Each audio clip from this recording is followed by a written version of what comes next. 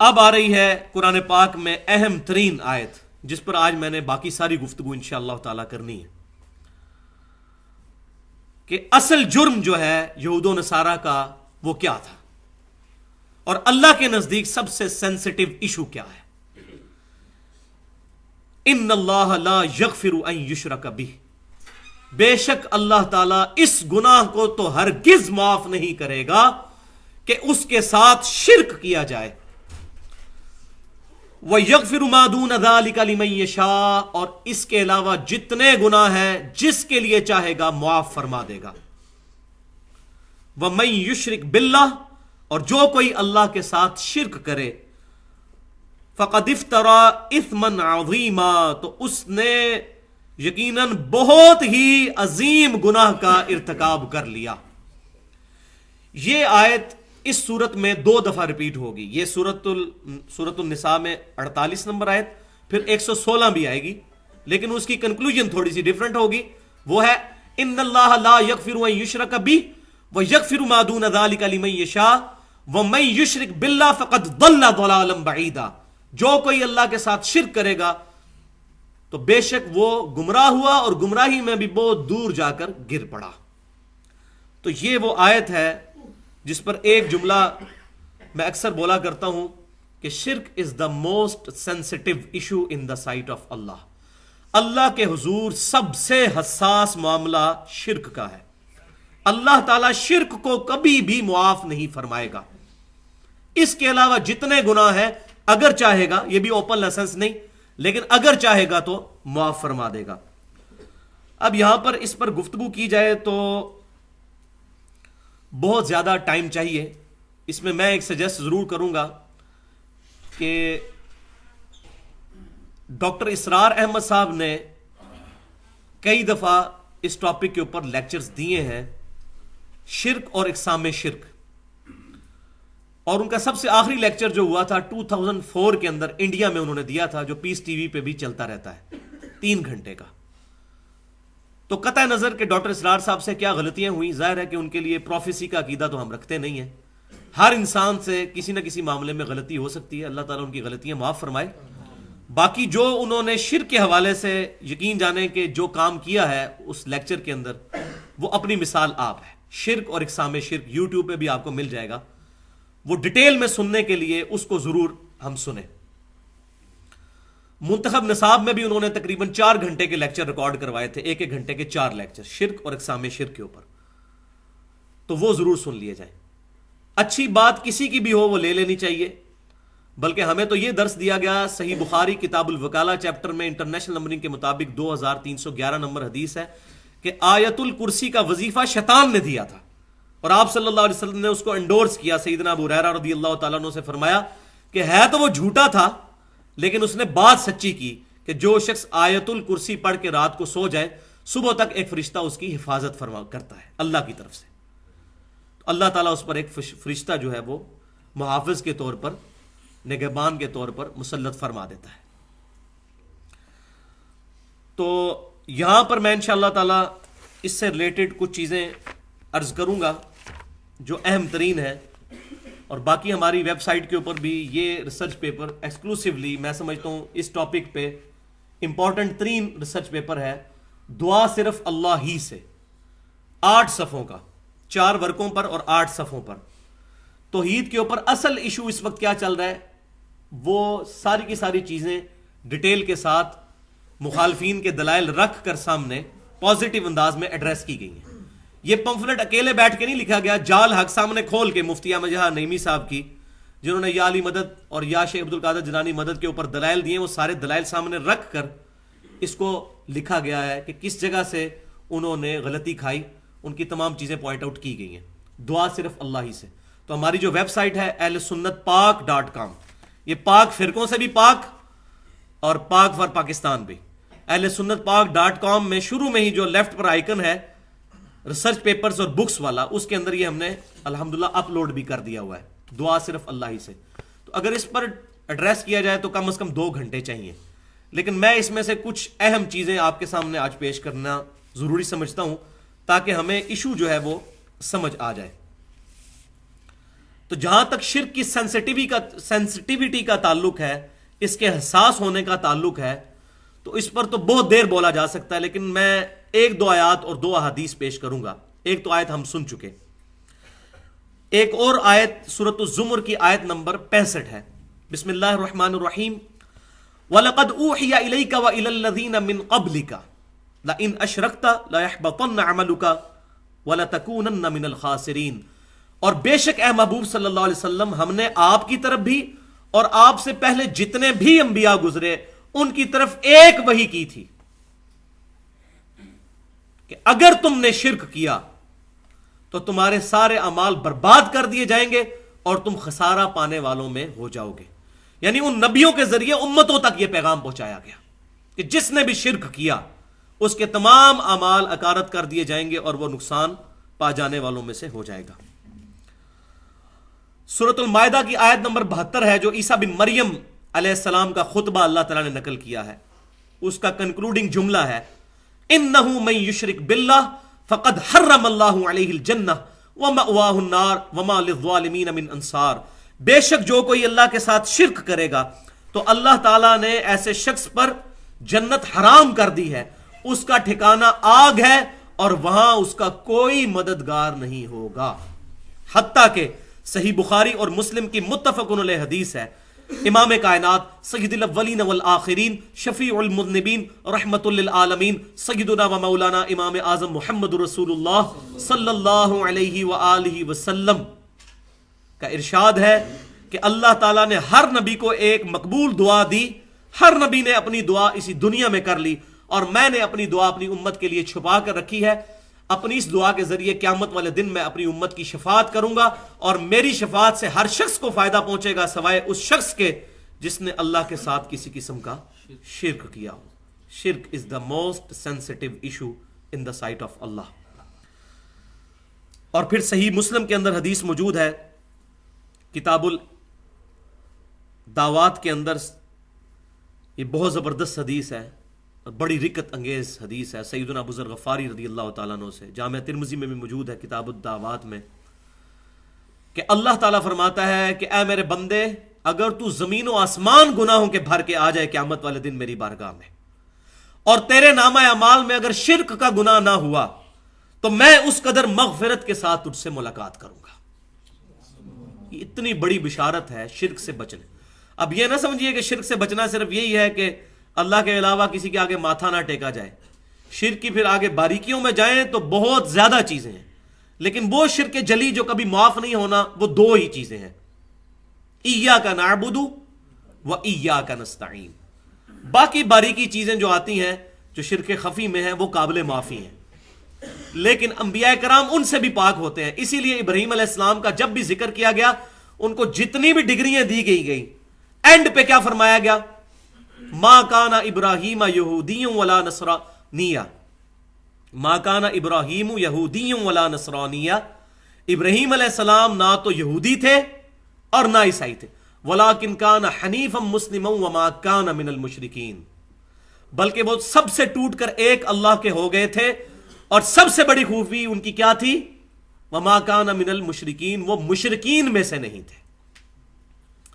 قیامت والے دن سب سے بڑی ڈگری کسی شخص کے لیے ہے کہ اللہ تعالیٰ فرما دے کہ تو نے کسی قسم کا شرک نہیں کیا۔ قرآن پاک میں تو خواہش نفس کی پیروی کو بھی شرک کہا گیا۔ افرائیت من اتخذ الہ ہوا، اے محبوب صلی اللہ علیہ وسلم اس شخص کو دیکھا ہے کہ جس نے اپنی خواہش نفس کو اپنا رب بنا لیا؟ جو شخص فجر کے وقت اپنی نیند کے پیچھے فجر کی نماز چھوڑ دے تو اس نے اپنی خواہش نفس کو اپنا خدا نہ بنا لیا۔ یہ بھی شرک کی ایک قسم ہے۔ یہ اس درجے کا شرک نہیں ہے کہ جو معاف نہیں ہوگا، ظاہر عقیدے میں تو وہ مسلمان ہی ہے، لیکن باریک سا شرک تو یہ بھی ہے۔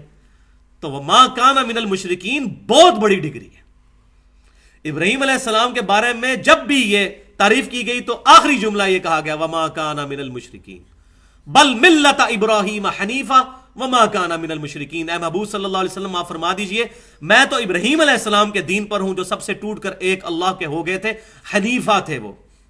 یہ امام ابو حنیفہ والا حنیفہ نہیں ہے، وہ ہے کے ساتھ ہے، یہ الف والا ہے، سب سے ٹوٹ کر ایک اللہ کا ہو جانے والا۔ وما کان من المشرکین، اور وہ مشرکین میں سے نہیں تھے۔ تو یہ سینسٹیوٹی کے اعتبار سے اب آ جائیں جو میں بات کر رہا تھا کہ دو چیزیں ہیں، ایاک نعبد و ایاک نستعین.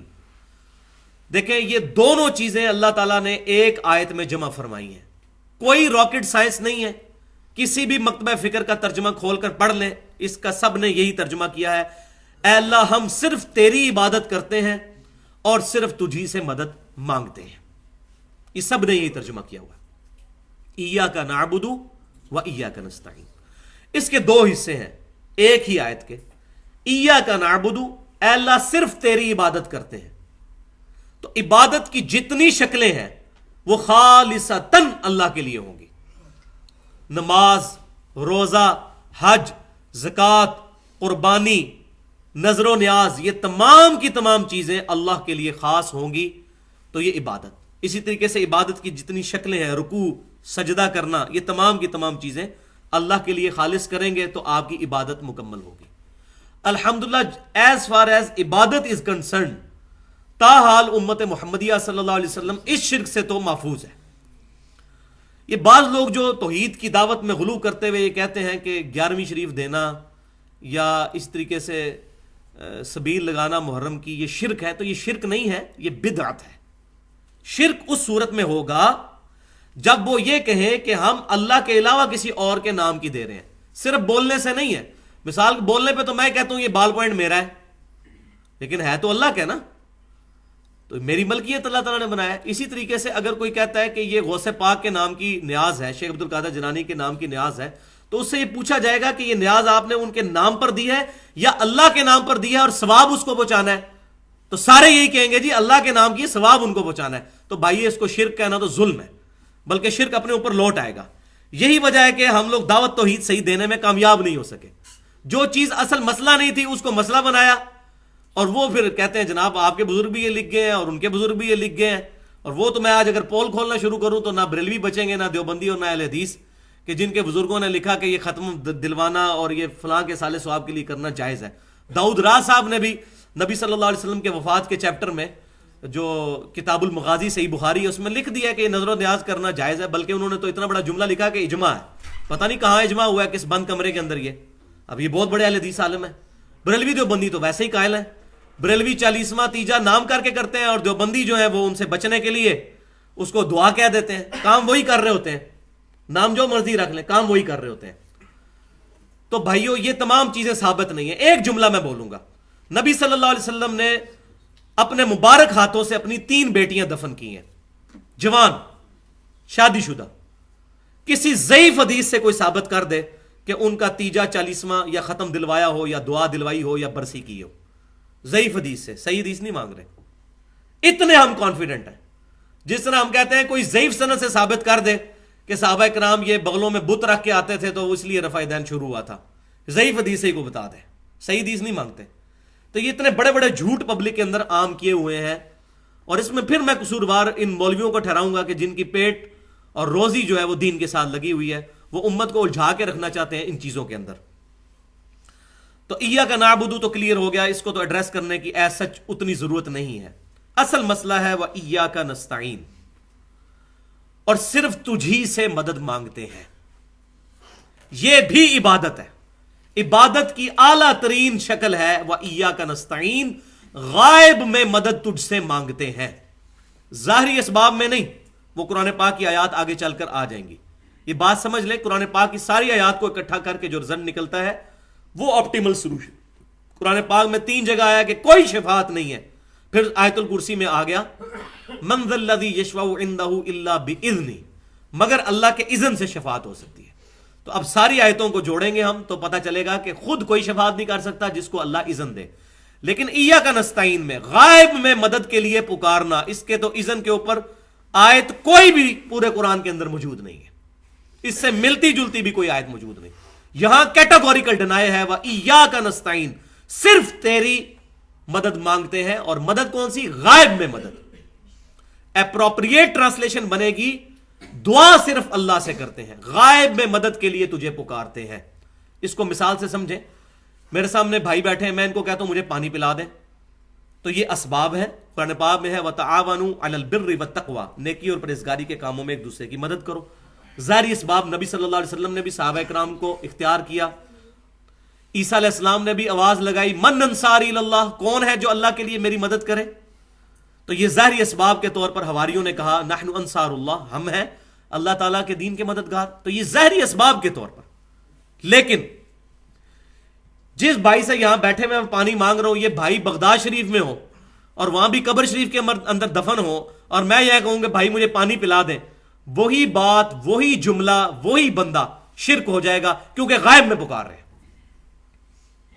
تو اپروپریٹ ٹرانسلیشن ایاک نستعین کی کیا بنی؟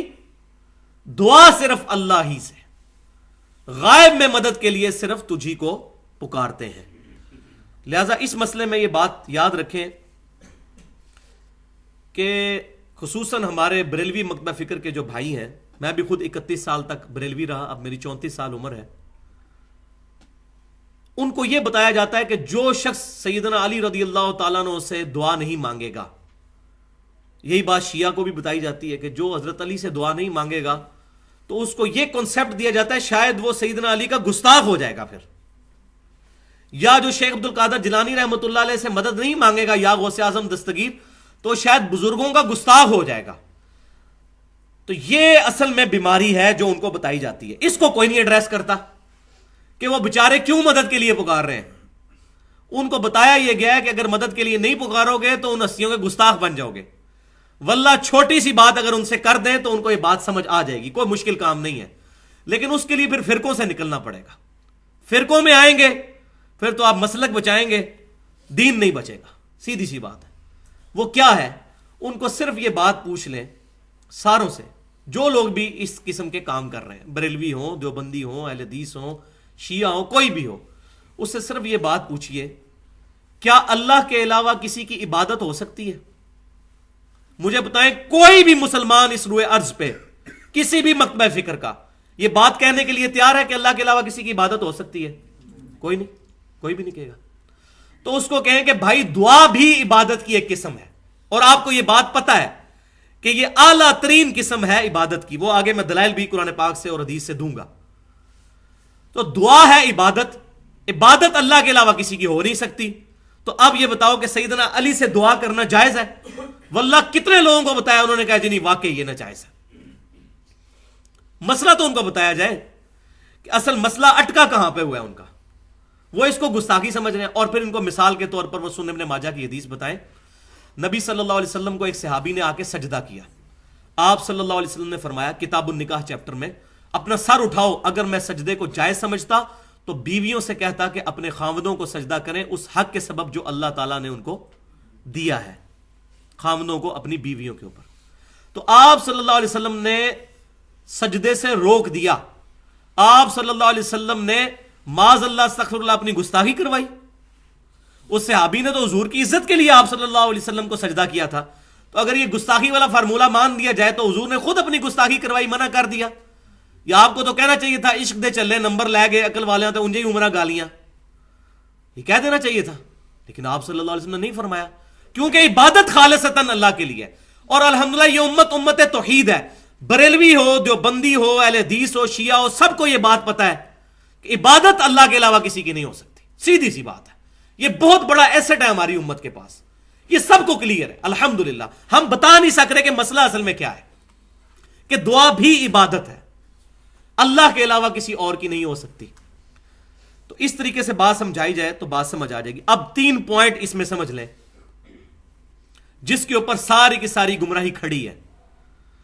پہلی بات یہ کہ وہ یہ پوچھتے ہیں, جو لوگ غیر اللہ کو مدد کے لیے پکارتے ہیں, تو وہ یہ کہتے ہیں کہ کیا آپ اس لیے غیر اللہ کو پکارنے کو منع کرتے ہیں مدد کے لیے کہ غیر اللہ کو پکارنا شرک ہے غائب میں؟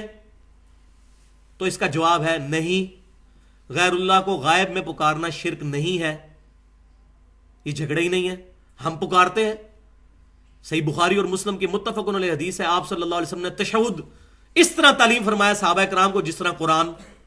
یہ جو مشہور ہے یہ شب معراج کی اللہ اور رسول کی گفتگو ہے, یہ جھوٹ ہے. یہ جلال الدین سیوطی صاحب نے پتہ نہیں کہیں سے نقل کیا ہے, دنیا کی کسی حدیث کی کتاب میں یہ نہیں ہے. یہ دعا آپ صلی اللہ علیہ وسلم نے خود سکھائی ہے, التحیات للہ والصلوات والطیبات. اس میں کیا آتا ہے, السلام علیکہ ایھا النبی, اے نبی صلی اللہ علیہ وسلم آپ پر سلام ہو. آپ کو غائب میں پکارا جا رہا ہے. مدد کے لیے نہیں، صرف پکارا جا رہا ہے، یہ شرک نہیں ہے۔ اور اس حدیث میں آگے ہی موجود ہے کہ جب تم یہ سلام پڑھو گے اللہ تعالیٰ تمہارا سلام پہنچا دے گا۔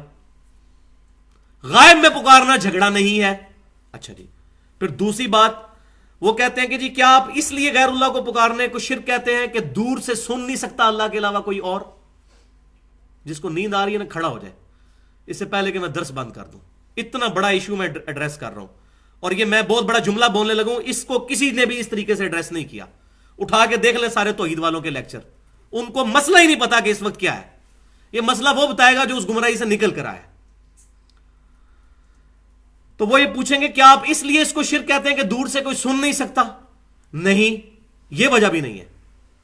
قرآن پاک میں موجود ہے سیدنا سلیمان علیہ السلام نے بہت دور سے چیونٹیوں کے آپس میں گفتگو کی آواز سن لی تھی، اللہ تعالیٰ چاہے تو سنا سکتا ہے، یہ مسئلہ ہی نہیں ہے۔ پھر تیسری بات وہ کریں گے کہ کیا آپ اس لیے اس کو شرک کہہ رہے ہیں کہ اللہ تعالیٰ کسی کو اذن نہیں دے سکتا مدد کا؟ تو اس کا بھی جواب ہے نہیں، یہ بھی وجہ نہیں ہے۔ اب آپ پریشان ہوں گے پھر وجہ کیا ہے؟ یہ بھی وجہ نہیں ہے۔ اللہ تعالیٰ چاہے تو اذن دے سکتا ہے۔ سیدنا میکائیل علیہ السلام کی ڈیوٹی نہیں ہے بارش برسانے کی، جبرائیل علیہ السلام کی ڈیوٹی نہیں تھی وہی لانے کی، فرشتوں کی ڈیوٹیاں نہیں لگی ہوئی ہیں؟ صحیح بخاری میں حدیث نہیں کہ جو آیت الکرسی پڑھتا ہے اللہ تعالیٰ ایک فرشتہ اس کے اوپر محافظ کے طور پر مقرر فرما دیتا ہے؟ تو اذن دیا ہوا نا حفاظت کرنے کا، تبھی حفاظت کرتا ہے نا۔ اور نکھٹو سا فرشتہ تو نہیں کوئی ہوتا، اس کے پاس اختیار بھی تو ہوتا ہے نا اللہ کے اذن سے۔ یہ بھی جھگڑا نہیں ہے۔ تو جھگڑا کیا ہے؟ صرف ایک، غائب میں مدد کے لیے پکارنا۔ غائب میں پکارنا شرک نہیں ہے، بلکہ قرآن و حدیث سے ثابت ہے۔ جہاں جہاں ثابت ہے وہاں تو سنت ہوگی، جہاں ثابت نہیں بدعت کہیں گے، شرک نہیں ہوگا۔ دور سے سننے والا بھی ایشو نہیں ہے، اللہ تعالیٰ چاہے تو سنا سکتا ہے۔ اسی طریقے سے وہ بھی جہاں جہاں ثابت ہے، جیسے بخاری و مسلم کی متفق علیہ حدیث ہے، جب مردے کو دفنا کے جاتے ہیں تو وہ جانے والوں کے قدموں کی آواز بھی سنتا ہے، اللہ مردے کو بھی سنا سکتا ہے۔ تیسرا، اذن والا چکر بھی نہیں، فرشتوں کی اللہ تعالیٰ نے ڈیوٹیاں لگائی ہوئی ہیں۔ مسئلہ یہ ہے کہ فرشتوں کو پکار نہیں سکتے، فرشتوں کو پکاریں گے تو خالصتاً شرک ہو جائے گا۔ یہ جھگڑا ہے ہی نہیں کہ اختیار ہے یا نہیں ہے، سیدنا علی کو اختیار ہو یا نہ ہو، شیخ عبد القادر جیلانی رحمۃ اللہ علیہ کو اختیار ہو یا نہ ہو، یا کسی بھی نبی کو یا جن کو فرشتے کو اختیار ہو یا نہ ہو، اس سے فرق ہی نہیں پڑتا۔ اصل مسئلہ یہ ہے کہ غائب میں مدد کے لیے پکارنا شرک ہے۔ سب سے بڑا مشکل کشا اس وقت سورج ہے۔ سائنٹیفک فیلڈ کے لوگ سمجھتے ہیں پوری دنیا کا نظام سورج کی وجہ سے چل رہا ہے۔ سورج کی وجہ سے زمین پہ موسم تبدیل ہوتے ہیں، سمندروں کا پانی ویپریٹ ہو کر گلیشیئرز کی شکل میں پانی جمع ہوتا ہے پہاڑوں پر، وہاں سے وہ چلنا شروع ہوتا ہے۔ پوری دنیا کا نظام، پودے اپنی خوراک سورج کی روشنی سے بناتے ہیں فوٹو سنتھسس کے ذریعے، پودوں کو جانور کھاتے ہیں، ہم جانوروں کو کھاتے ہیں، پورا سسٹم سورج کی وجہ سے چل رہا ہے۔ تو ہم کیا کہیں گے؟ المدد یا سورج؟ سورج کو پکارنا شرک ہے۔ سورج نہیں نکلے گا اللہ کو پکاریں گے، سورج نکلے گا اور بارشیں نہیں ہوں گی اللہ کو پکاریں گے۔ یہ مسئلہ یہ ہے، اس کو سمجھ لیں، غائب میں مدد کے لیے پکارنا شرک ہے۔ وَإِيَّاكَ نَسْتَعِينُ۔ لہٰذا یہ جو جنید جمشید صاحب نے ایک دیوبند کے مفتی کی جو نعت پڑھی، فرشتوں یہ پیغام دے دو کہ خادم تمہارا سعید آ رہا ہے، یہ شرکیہ جملہ ہے۔ فرشتے کو پکارنا بھی غائب میں شرک ہے۔ فرشتوں بے شک اللہ تعالیٰ نے ان کو ڈیوٹی پہ مامور کیا ہے، سنن نسائی میں صحیح حدیث ہے کہ زمین پہ کچھ فرشتے سیاحت کرتے ہیں اور میرے امتیوں کا سلام میرے تک پہنچاتے ہیں، لیکن فرشتوں کو پکار نہیں سکتے۔ ہم کیا کہتے ہیں؟ اللہم صلی علی محمد، اے اللہ آپ محمد صلی اللہ علیہ وسلم پر دروشی بھیجیں۔ فرشتوں کو پکارنا شرک ہو جائے گا۔ تو یہ بات سمجھ لیں، فرشتوں کو یہ نہیں کہہ سکتے فرشتوں بارش برسا دو کہ گرمی کا موسم قریب آ رہا ہے، یہ شرک ہو جائے گا۔ اس مسئلے میں بہت احتیاط کی ضرورت ہے۔ تو یہ اصل مسئلہ ہے جو میں نے آپ کو بتایا، جو اصل پرابلم ہے۔ اب اس میں دو مثالیں صحیح بخاری اور صحیح مسلم سے پیش کر دیتا ہوں، دونوں کو بلکہ یکجا کر کے بیان کر دیتا ہوں۔ بخاری و مسلم میں، صحیح بخاری کتاب المغازی چیپٹر میں اور صحیح مسلم میں کتاب الامارہ چیپٹر میں، کہ 70 صحابہ کو دھوکے سے شہید کیا گیا۔ تو وہ جب صحابہ شہید ہونے لگے تو انہوں نے کہا، اے اللہ ہمارے نبی کو ہمارے حال کی خبر کر دے کہ ہم تجھ سے مل چکے اس حال میں کہ تو ہم سے راضی، ہم تجھ سے راضی۔ نبی صلی اللہ علیہ وسلم مدینہ شریف میں بیٹھے ہوئے، اللہ تعالیٰ نے جبرائیل علیہ السلام کو بھیجا اور پھر آپ صلی اللہ علیہ وسلم نے فرمایا کہ میرے پاس ابھی وحی آئی ہے اور مجھے بتایا گیا کہ تمہارے ساتھیوں کو دھوکے سے شہید کر دیا گیا، اور انہوں نے شہید ہوتے وقت یہ دعا کی۔ نبی صلی اللہ علیہ وسلم دنیا میں موجود ہیں، کسی صحابی نے نہیں کہا یا رسول اللہ انظر حالنا یا حبیب اللہ اسمع قالنا، ان کو پتا تھا یہ شرک ہے۔ آپ صلی اللہ علیہ وسلم دنیا میں موجود ہیں، صحابہ نے آپ صلی اللہ علیہ وسلم کو نہیں پکارا بلکہ کہا اے اللہ ہمارے نبی کو ہمارے حال کی خبر کر دے۔ کیوں نہیں پکارا؟ ان کی تربیت ہی یہ نہیں ہوئی تھی۔ تو آج بھی یہ بات نہیں کہی جائے گی، اس وقت نہیں کہی جب نبی صلی اللہ علیہ وسلم دنیا میں موجود تھے۔ ابھی تو عالم برزخ میں زندہ ہے، دنیا سے چلے گئے ہیں، ہماری کوئی کمیونیکیشن ڈائریکٹ ان کے ساتھ نہیں، اللہ تعالیٰ ہمارا درود و سلام ان تک پہنچاتا ہے۔ اس وقت صحابہ کرام نے نہیں پکارا۔ میں سمجھتا ہوں یہ ایک مثال کافی ہے اس کو بات کو سمجھنے کے لیے۔ تو دعا عبادت ہے، اس پر کچھ آیات جو ہیں وہ میں اس میں بیان کرنا ضروری سمجھتا ہوں تاکہ یہ بات سمجھ آ جائے۔ تو اس سے پہلے یہ بات سمجھ لیں کہ اگر قرآن کی یہ شروع میں آیت آ گئی نا ایاک نعبد و ایاک نستعین، تو سورۃ النساء کی آیت نمبر 82 ہے کہ قرآن اگر اللہ کے علاوہ کسی اور کی طرف سے نازل ہوا ہوتا تو تم اس میں بہت زیادہ کنٹراڈکشن، اختلاف پاتے۔ اتنی موٹی کتاب کو بندہ لکھے نا تو وہ بھول جائے گا میں پہلے صفحے پہ کیا لکھ کے آیا ہوں، آگے جا کے ہوتا ہے اس کے الٹ ہی کچھ لکھ دے۔ تو اللہ تعالیٰ نے فرمایا کہ یہ اس کا غلطیوں سے پاک ہونا اس چیز کی نشانی ہے کہ یہ اللہ کا کلام ہے۔ بھائیو اگر قرآن کے شروع میں آیا نا ایاک نعبد و ایاک نستعین، پورے قرآن میں کوئی آیت نہیں پھر آپ کو ملے گی جس سے یا علی مدد یا شیخ عبد القادر جیلانی مدد ثابت ہو جائے، کیونکہ قرآن میں اختلاف نہیں ہوگا۔ اور حدیثیں اگر ملے تو ویسے ہی قرآن پہ پیش کی جائیں گی، سیدھی سی بات ہے۔ کوئی صحیح حدیث قرآن کے خلاف نہیں ہو سکتی۔ یہ ہمارا ٹچ سٹون ہے، کسوٹی ہے جو سنیاروں نے رکھی ہوتی ہے نا، ٹچ سٹون اس کو کہتے ہیں۔ اس پر پرکھا جائے گا تمام چیزوں کو۔ یہ اللہ کی کتاب، انا نحن نزلنا الذکر وانا لہ لحافظون۔ تو دعا عبادت ہے، اس کے لیے یہ ایک آیت بہت زبردست، سورۃ البقرہ آیت نمبر 186، بسم اللہ الرحمن الرحیم، وَإِذَا سَأَلَكَ عِبَادِي عَنِّي فَإِنِّي قَرِيبٌ۔ اے محبوب صلی اللہ علیہ وسلم، میرے بندے آپ سے پوچھتے ہیں میرے بارے میں تو ان سے فرمائیے میں تمہارے بالکل قریب ہوں۔ اجیب الدعوۃ الداع اذا دعان، پکارنے والے کی پکار کو سنتا ہوں جب وہ مجھے پکارے۔ فَلْيَسْتَجِيبُوا لِي، تو ان کو بھی چاہیے کہ وہ میرا حکم مانے، وَلْيُؤْمِنُوا بِي لَعَلَّهُمْ يَرْشُدُونَ، اور مجھ پر ایمان لائیں تاکہ یہ فلاح پا جائیں، رشد و ہدایت پا جائیں۔ تو اس آیت کے اندر بالکل کلیئر کٹ اللہ تعالیٰ نے ارشاد فرمایا کہ جب میرے بندے آپ سے میرے بارے میں پوچھتے ہیں تو فرمائیے میں تمہارے بالکل قریب ہوں، دعا کرنے والے کی دعا قبول کرتا ہوں۔ تو ان کو چاہیے کہ میرا حکم مانے، مجھ پر ایمان لانے کا حق ہی یہی ہے تاکہ یہ کامیاب ہو سکیں۔ تو اس میں بھی دعا کی طرف ترغیب دلائی گئی کہ اللہ سے صرف مانگنی ہے۔ دوسری آیت یہ بہت سخت ترین آیت ہے، سورۃ النمل کی آیت نمبر 63، بسم اللہ الرحمن الرحیم، امن یجیب المضطر اذا دعاہ، بھلا کون ہے وہ جو مصیبت میں گھرے ہوئے شخص کی فریاد کو سن لیتا ہے، وہ یکشف السوء، اور اس سے برائی کو دور کر دیتا ہے، اس کی تکلیف دور کر دیتا ہے، وَيَجْعَلُكُمُ الْخُلَفَاءَ وَيَجْعَلُكُمْ خُلَفَاءَ الْأَرْضِ، اور زمین میں تمہیں اگلوں کا خلیفہ بناتا ہے۔ اِلَٰهٌ مَّعَ اللَّهِ، کیا اللہ کے ساتھ کوئی اور الہ بھی ہے جو تمہاری دعائیں قبول کر دے؟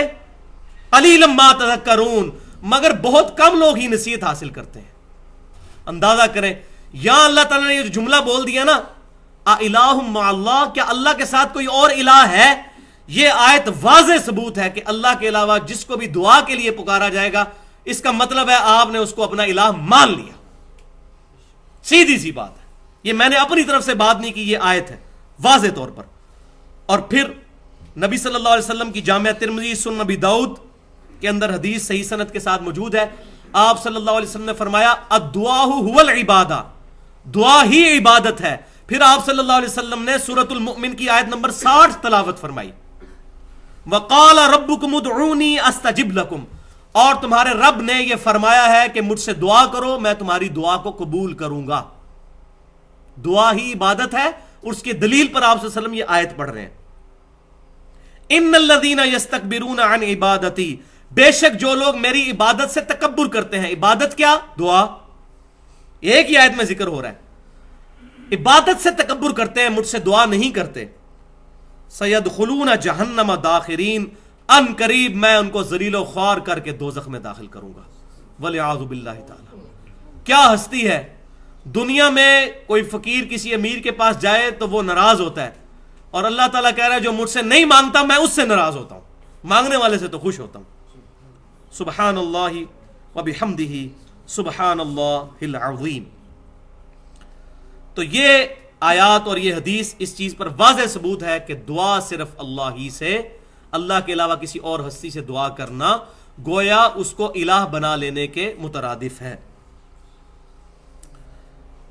پھر یہ بات ہوتی ہے کہ جی اللہ کے علاوہ ہستیاں جو کہی جا رہی ہیں اس سے مراد بت ہے، اللہ کے پیغمبر تو اللہ کے علاوہ نہیں ہے، یہ تو اللہ کے حزب اللہ میں داخل ہیں، اس میں کوئی شک نہیں ہے. لیکن توحید کے معاملے میں من دون اللہ میں انبیاء بھی شامل ہیں، فرشتے بھی شامل ہیں، اور جن بھی شامل ہیں. ہر وہ ہستی جس کو اللہ کے مقابلے پر الہ بنا لیا جائے.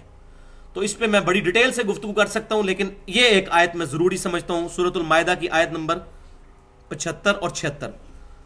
مل مسیح ابن مریم الا رسول، عیسیٰ بن مریم تو نہیں تھے مگر ایک رسول ہی. عیسیٰ بن مریم کا ذکر ہو رہا ہے، کسی بت کا نہیں.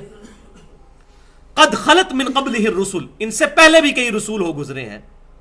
وامہ صدیقہ، اور ان کی ماں سچی عورت تھی. کانا یاکلان الطعام، دونوں کھانا کھایا کرتے تھے، کھانے کے محتاج تھے. کتنی باریکی کے ساتھ، کتنی پیاری مثال سے، ایسی مثال جو پڑھے لکھے کو بھی سمجھ آئے، انٹلیکچوئل کو بھی اور ان پڑھ کو بھی سمجھ آ جائے.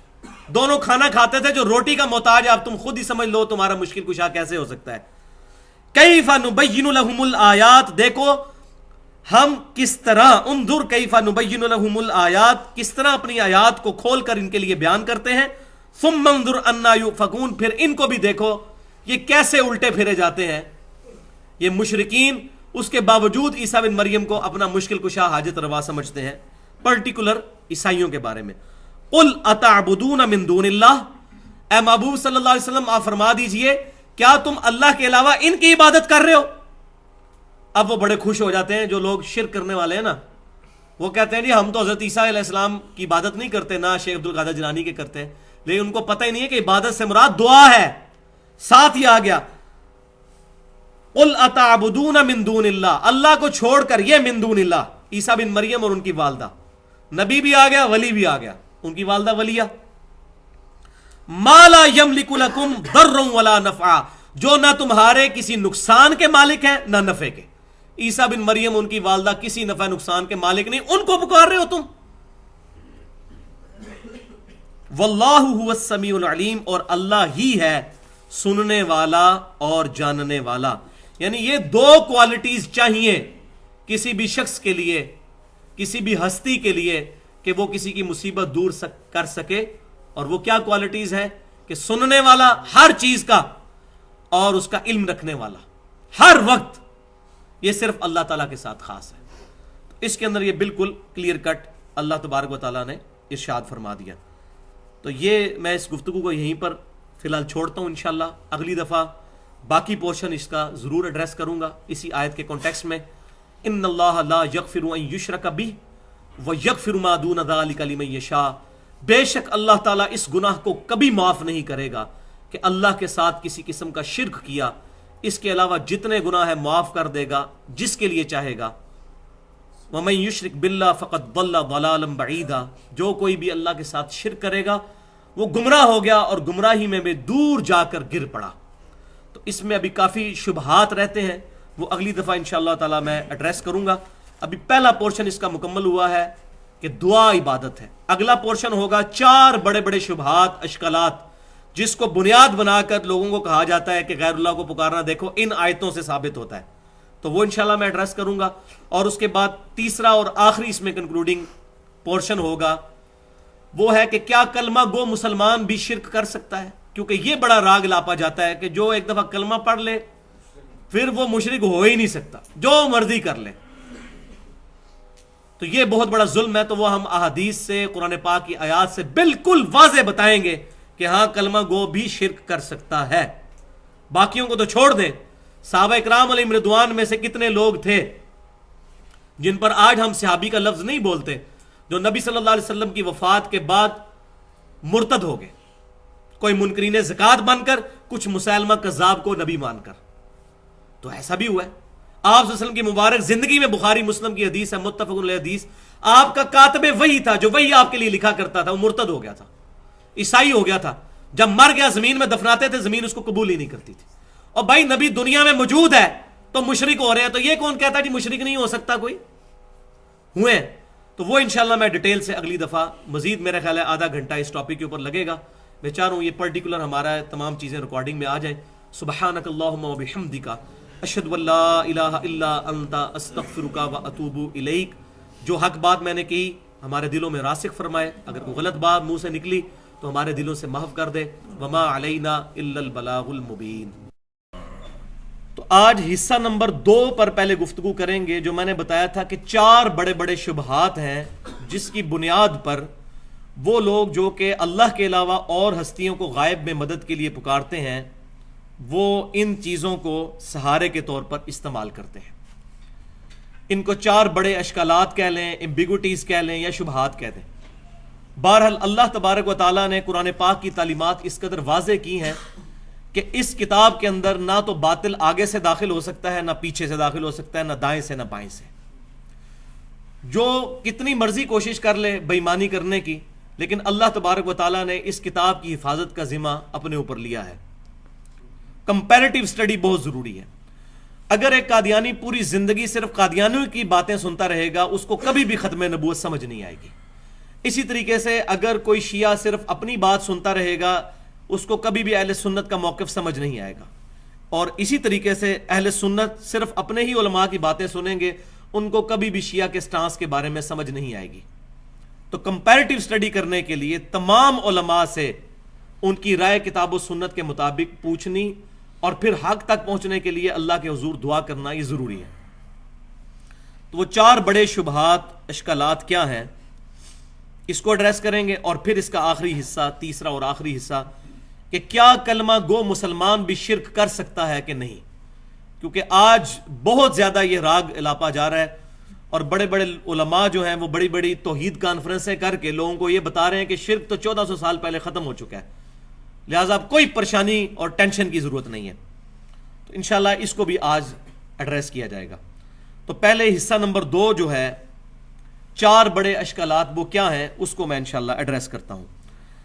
تو اس میں اشکال نمبر 1 یہ ہے کہ نیک اعمال جو ہیں یہ اللہ تعالیٰ کی مدد کا ذریعہ ہے. اس پر قرآن پاک سے آیات پیش کی جاتی ہیں، اور پھر کہا جاتا ہے کہ نیک اعمال بھی چونکہ غیر اللہ ہیں، لہٰذا غیر اللہ سے مدد مانگنا جائز ٹھہرا. حالانکہ قرآن پاک کا جو ادنا سا بھی اسٹوڈنٹ ہے میری طرح کا، اگر ان آیات کو پڑھ لے تو اس کو خود بخود کنسیپٹ کلیئر ہو جائے گا کہ یہ آیات کس کانٹیکسٹ کے اندر آئی ہیں. اس میں جو سب سے مشہور آیت پیش کی جاتی ہے سورۃ البقرہ کی آیت نمبر 153. بسم اللہ الرحمن الرحیم. یا ایھا الذین آمنوا استعینوا بالصبر والصلاۃ. اے ایمان والو، مدد چاہو نماز اور صبر کے ذریعے. لیکن یہ پوری آیت اگر پڑھ لی جائے تو چور دروازہ خود ہی بند ہو جائے گا. ان اللہ مع الصابرین، بے شک اللہ تعالیٰ ساتھ ہے صبر کرنے والوں کے. کیا مطلب؟ جو شخص صبر کرتا ہے اللہ تعالیٰ کی مدد اس کی شامل حال ہوتی ہے. وَاسْتَعِینُوا بِالصَّبْرِ وَالصَّلَاةِ کا یہ مطلب نہیں ہے کہ نماز اور صبر کو مدد کے لیے پکارا جائے. اس کا مطلب ہے نماز اور صبر کے ذریعے ان اعمال کو وسیلہ بنا کر اللہ کے حضور دعا کی جائے. اگر یہ غیر اللہ سے مدد مانگنا ہو تو پھر یہ کہنا جائز ہوا، المدد یا صبر، المدد یا نماز. یہ کوئی بیوقوف بھی نہیں کہتا. پھر ان آیات کو یا علی مدد اور یا شیخ عبد القادر جیلانی مدد کے طور پر پیش کرنا اس سے بڑی کوئی بیوقوفی نہیں ہے. تو قرآن پاک اپنی حفاظت خود کرتا ہے. اے ایمان والو، نماز اور صبر کے ذریعے اللہ کی مدد چاہو. ان اللہ مع الصابرین، بے شک اللہ تعالیٰ کی مدد ساتھ ہے صبر کرنے والوں کے. اسی طریقے سے ایک مشہور حدیث پیش کی جاتی ہے صحیح مسلم میں کہ سیدنا ربیعہ بن کعب رضی اللہ تعالیٰ عنہ جو نبی صلی اللہ علیہ وسلم کو وضو کروایا کرتے تھے، آپ صلی اللہ علیہ وسلم نے ایک دن ان پر شفقت فرمائی اور فرمایا کہ ربیعہ مانگ، کیا مانگتا ہے؟ تو انہوں نے کہا یا رسول اللہ صلی اللہ علیہ وسلم میں آپ سے جنت میں آپ کا پڑوس مانگتا ہوں۔ تو آپ صلی اللہ علیہ وسلم نے فرمایا کہ اس کے علاوہ بھی کچھ اور مانگنا چاہتا ہے تو مانگ۔ تو انہوں نے کہا یا رسول اللہ صلی اللہ علیہ وسلم مجھے جنت میں آپ کا پڑوس مل جائے، اس سے بڑھ کر مجھے کسی اور دولت کی ضرورت نہیں ہے۔ الحمدللہ۔ تو آپ صلی اللہ علیہ وسلم نے پھر ارشاد فرمایا پھر سجدوں کے ذریعے میری مدد کر، یعنی میری دعا تیرے لیے شامل حال ہوگی لیکن نیک اعمال کے ذریعے، سجدوں کے ذریعے میری مدد کر۔ اور ساتھ ہی اس کے صحیح مسلم میں امام مسلم رحمۃ اللہ علیہ وہ حدیث لے کر آئے ہیں کہ ایک صحابی نے نبی صلی اللہ علیہ وسلم سے پوچھا کہ بتائیے کہ مجھے کوئی ایسا کام بتا دیجئے جو مجھے اللہ تبارک و تعالیٰ کی جنت میں لے جائے۔ 3 دفعہ پوچھنے پر آپ صلی اللہ علیہ وسلم نے ایک ہی جواب ارشاد فرمایا تم سجدے بہت زیادہ کیا کرو، ہر سجدہ اللہ کے حضور تیرا ایک درجہ بلند کر دے گا اور تیرا ایک گناہ معاف کر دے گا۔ اب ان دونوں حدیثوں کو جوڑ لیں، اوپر تلے حدیثیں ہیں صحیح مسلم میں یہ کہ نیک اعمال جنت میں پہنچنے کا ذریعہ ہے۔ اس کو اس کانٹیکسٹ میں پیش کرنا کہ نبی صلی اللہ علیہ وسلم سے انہوں نے جنت مانگی اور آپ صلی اللہ علیہ وسلم نے عطا فرما دی، یہ بالکل بے وقوفی ہے۔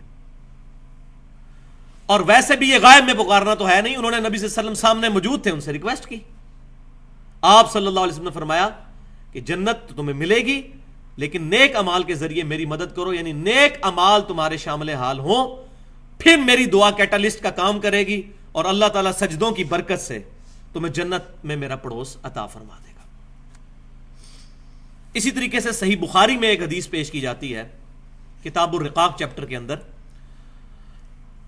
سیدنا ابو ہریرہ رضی اللہ تعالیٰ عنہ حدیث قدسی روایت کرتے ہیں نبی صلی اللہ علیہ وسلم سے کہ اللہ تبارک و تعالیٰ ارشاد فرماتا ہے جو انسان میرے کسی ولی کے ساتھ دشمنی رکھے میرا اس کے خلاف اعلان جنگ ہے، اور میرا بندہ میرا قرب اس سے زیادہ کسی چیز سے حاصل نہیں کر سکتا جو میں نے اس پر فرض کی ہے، یعنی فرض اعمال اللہ کے قرب کا ذریعہ ہے۔ میرا بندہ نوافل کے ذریعے میرا قرب حاصل کر لیتا ہے حتیٰ کہ میں اس سے محبت کرنے لگتا ہوں، جب میں اس سے محبت کرنے لگتا ہوں تو میں اس کا کان بن جاتا ہوں جس سے وہ سنتا ہے، اور میں اس کی آنکھ بن جاتا ہوں جس سے وہ دیکھتا ہے، اور میں اس کا ہاتھ بن جاتا ہوں جس سے وہ پکڑتا ہے، اور میں اس کا پاؤں بن جاتا ہوں جس سے وہ چلتا ہے۔ سبحان اللہ، سبحان اللہ۔ اب یہ حدیث اتنی پڑھتے ہیں، پوری حدیث نہیں پڑھتے، اور پھر کہتے ہیں جی دیکھیں جی جو اللہ کا ولی ہے، اب اللہ کہہ رہا ہے میں اس کے ہاتھ بن جاتا ہوں، تو یہاں سے ہاتھ پھر اس کا کہاں سے کہاں پہنچ جائے گا، آگے ضربیں تقسیمیں لگا کے خود رزلٹ نکالنے شروع کر دیتے ہیں بجائے پوری حدیث پڑھنے کے۔ اس کا معاذ اللہ استغفر اللہ یہ مطلب لینا ہی کفر ہے کہ اللہ تعالیٰ بندے کے اندر حلول کر جاتا ہے یا بندے کے اعضاء اللہ کے اعضاء بن جاتے ہیں۔ اللہ تبارک و تعالیٰ تو ان تمام چیزوں سے پاک ہے، لیس کمثلہ شیء۔ اللہ کے ہاتھ کا بھی اگر قرآن میں ذکر آیا تو وہ اس طرح ہاتھ نہیں ہے، ہم اس کی کیفیت کے پیچھے نہیں پڑتے، تو کیفیت کے پیچھے پڑے گا وہ سیدھا سیدھا گمراہی کے عمیق گڑھے میں جا کر گر جائے گا۔ تو اللہ تعالیٰ اس بندے کا ہاتھ، اللہ تعالیٰ اس کا ہاتھ نہیں بن جاتا، یہ بات تمثیلاً بیان ہوئی ہے کیونکہ یہ حدیث آگے چلے، اب جو حصہ یہ چھوڑ دیتے ہیں۔ اور اگر وہ مجھ سے کوئی چیز مانگتا ہے تو میں اسے عطا کرتا ہوں، اگر وہ کسی دشمن کے مقابلے پہ میری پناہ طلب کرتا ہے تو میں اس کو پناہ عطا کرتا ہوں۔ اب یہ پورشن بتا رہا ہے اگر معاذ اللہ وہ اللہ تعالیٰ کی صفات کا مظہر بن کے اس کے ہاتھ، اللہ کے ہاتھ اس سینس میں بن چکے ہیں جو یہ کہتے ہیں کہ جو چاہے مرضی کرتا پھرے، تو پھر وہ اللہ تعالیٰ سے پناہ کیوں طلب کرتا ہے اپنے دشمن کے اگینسٹ؟ پھر تو اپنے دشمن کو ایک نگاہ مار کے ساڑ کیوں نہیں دیتا؟ کہتے ہیں نا ایک نگاہ ماری شیخ عبد القادر جیلانی نے پورے شہر نو اگ لا دیتی، پھر کیوں نہیں ایسے کر دیتا وہ؟ تو اللہ تعالیٰ فرما رہا ہے وہ اپنے دشمن کے اگینسٹ بھی مجھ سے پناہ مانگتا ہے، مجھ سے دعا کرتا ہے، میں اس کی دعا قبول کرتا ہوں۔ یہ مطلب نہیں ہے کہ وہ خود خدائی صفات کا حامل بن جاتا ہے، ورنہ تو اس کو اس چیز کی ضرورت ہی نہیں ہے۔ لہذا یہ معنی جو ہے یہ حلولیہ نے لیا، اور حلولیہ جو ہے وہ تصوف کے نزدیک بھی گمراہ کن فرقہ ہے جو مسلمانوں میں نکلا۔ ایون علی بن عثمان حجویری صاحب کشف المحجوب میں تصوف کی بڑی حمایت کرتے ہیں، لیکن انہوں نے بھی یہ بات اس میں لکھ دی کہ یہ گمراہ کن فرقہ ہے حلولیہ، جن کا یہ عقیدہ ہے کہ اللہ تعالیٰ انسان کے اندر حلول کر جاتا ہے۔ آج الحمدللہ اہل سنت کہلانے والے تینوں گروہ، بریلوی، دیوبندی اور اہل حدیث اور اہل تشیع میں سے کسی کا یہ عقیدہ نہیں ہے کہ اللہ تعالیٰ انسان کے اندر حلول کر جاتا ہے۔ تمام مسلمان اس عقیدے کو کفر سمجھتے ہیں الحمدللہ، اس میں کوئی شک ہی نہیں ہے۔ تو لہٰذا اس حدیث کا یہ مطلب ہرگز نہیں ہے جو یہ پیش کیا جاتا ہے۔ تو اس کا اپروپریٹ مطلب یہ ہوگا کہ اس کا اوڑھنا بچھونا چلنا پھرنا میری ذات بن جاتی ہے، یعنی اس کی اگر نگاہ اٹھتی ہے تو میری رضا کے کاموں میں، اس کے ہاتھ چلتے ہیں تو میری مرضی کے کاموں میں، اس کے پاؤں چلتے ہیں تو میرے فرما برداری کے کاموں میں، یہ مطلب ہے اس کا۔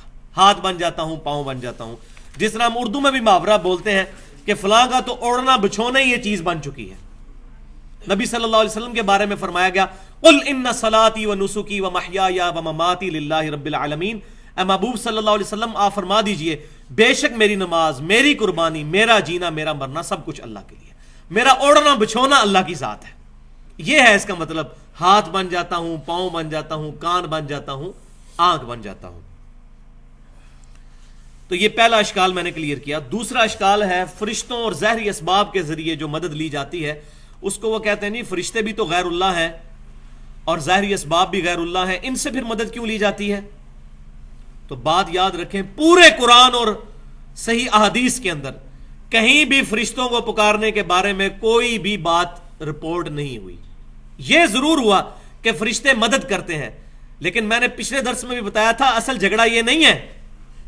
مدد تو آپ یہودی سے بھی لے سکتے ہیں، بخاری شریف کی حدیث ہے نبی صلی اللہ علیہ وسلم کی جب وفات ہوئی تو آپ کی زرہ یہودی کے پاس رکھی ہوئی تھی گروی، تو آپ صلی اللہ علیہ وسلم نے تو یہودی سے بھی مدد لی، لیکن یہ ظاہری اسباب ہے۔ غائب میں پکارنا اور چیز ہے، دعا کرنا اور چیز ہے۔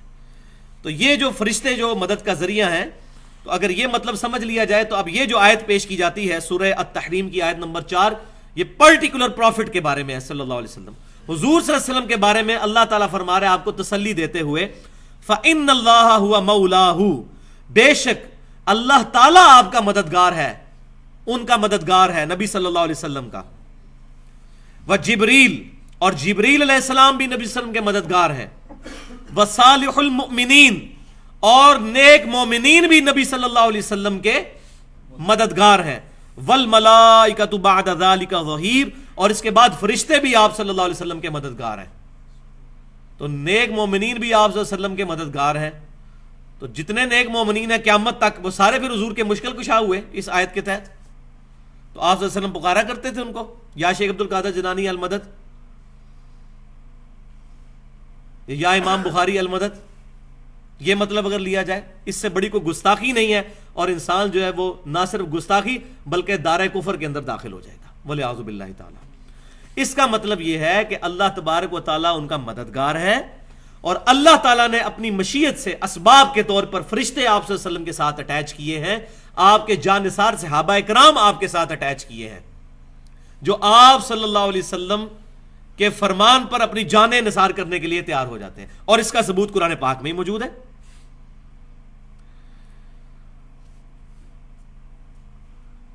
وَإِن يُرِيدُوا أَن يَخْدَعُوكَ فَإِنَّ حَسْبَكَ اللَّهُ هُوَ الَّذِي أَيَّدَكَ بِنَصْرِهِ وَبِالْمُؤْمِنِينَ۔ تو اے محبوب صلی اللہ علیہ وسلم، اگر وہ منافقین آپ کو دھوکہ دینا چاہیں تو اللہ آپ کے لیے کافی ہے، وہی ہے جس نے آپ کی مدد کی اپنی طرف سے مومنین کے ذریعے، یعنی جانثار صحابہ آپ کو عطا کیے جو آپ کے فرمان کے اوپر اپنی جانیں لٹانے کے لیے تیار ہو گئے۔ یہ اللہ تعالیٰ نے صحابہ کرام کے دلوں میں آپ صلی اللہ علیہ وسلم کی عظمت بٹھا دی۔ پھر استستغیثون ربکم، یہ آیت نمبر جو میں نے پڑھی سورۃ الانفال کی آیت نمبر 62 تھی، اب سورۃ الانفال کی آیت نمبر 9۔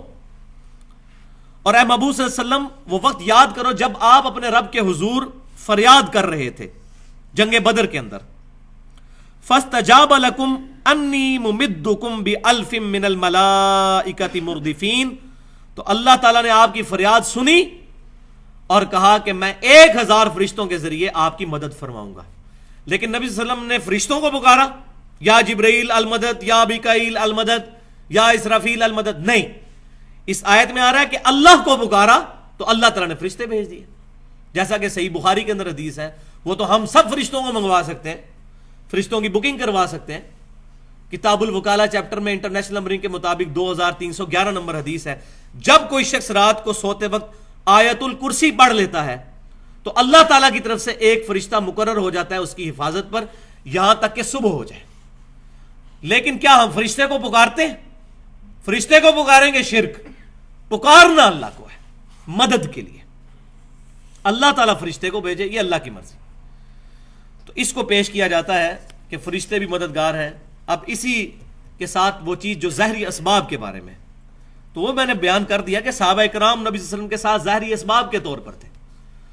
اب بخاری اور مسلم سے وہ حدیث پیش کی جاتی ہے کہ جی غزوہ خیبر کے موقع پر نبی صلی اللہ علیہ وسلم نے حضرت علی سے مدد مانگی تھی.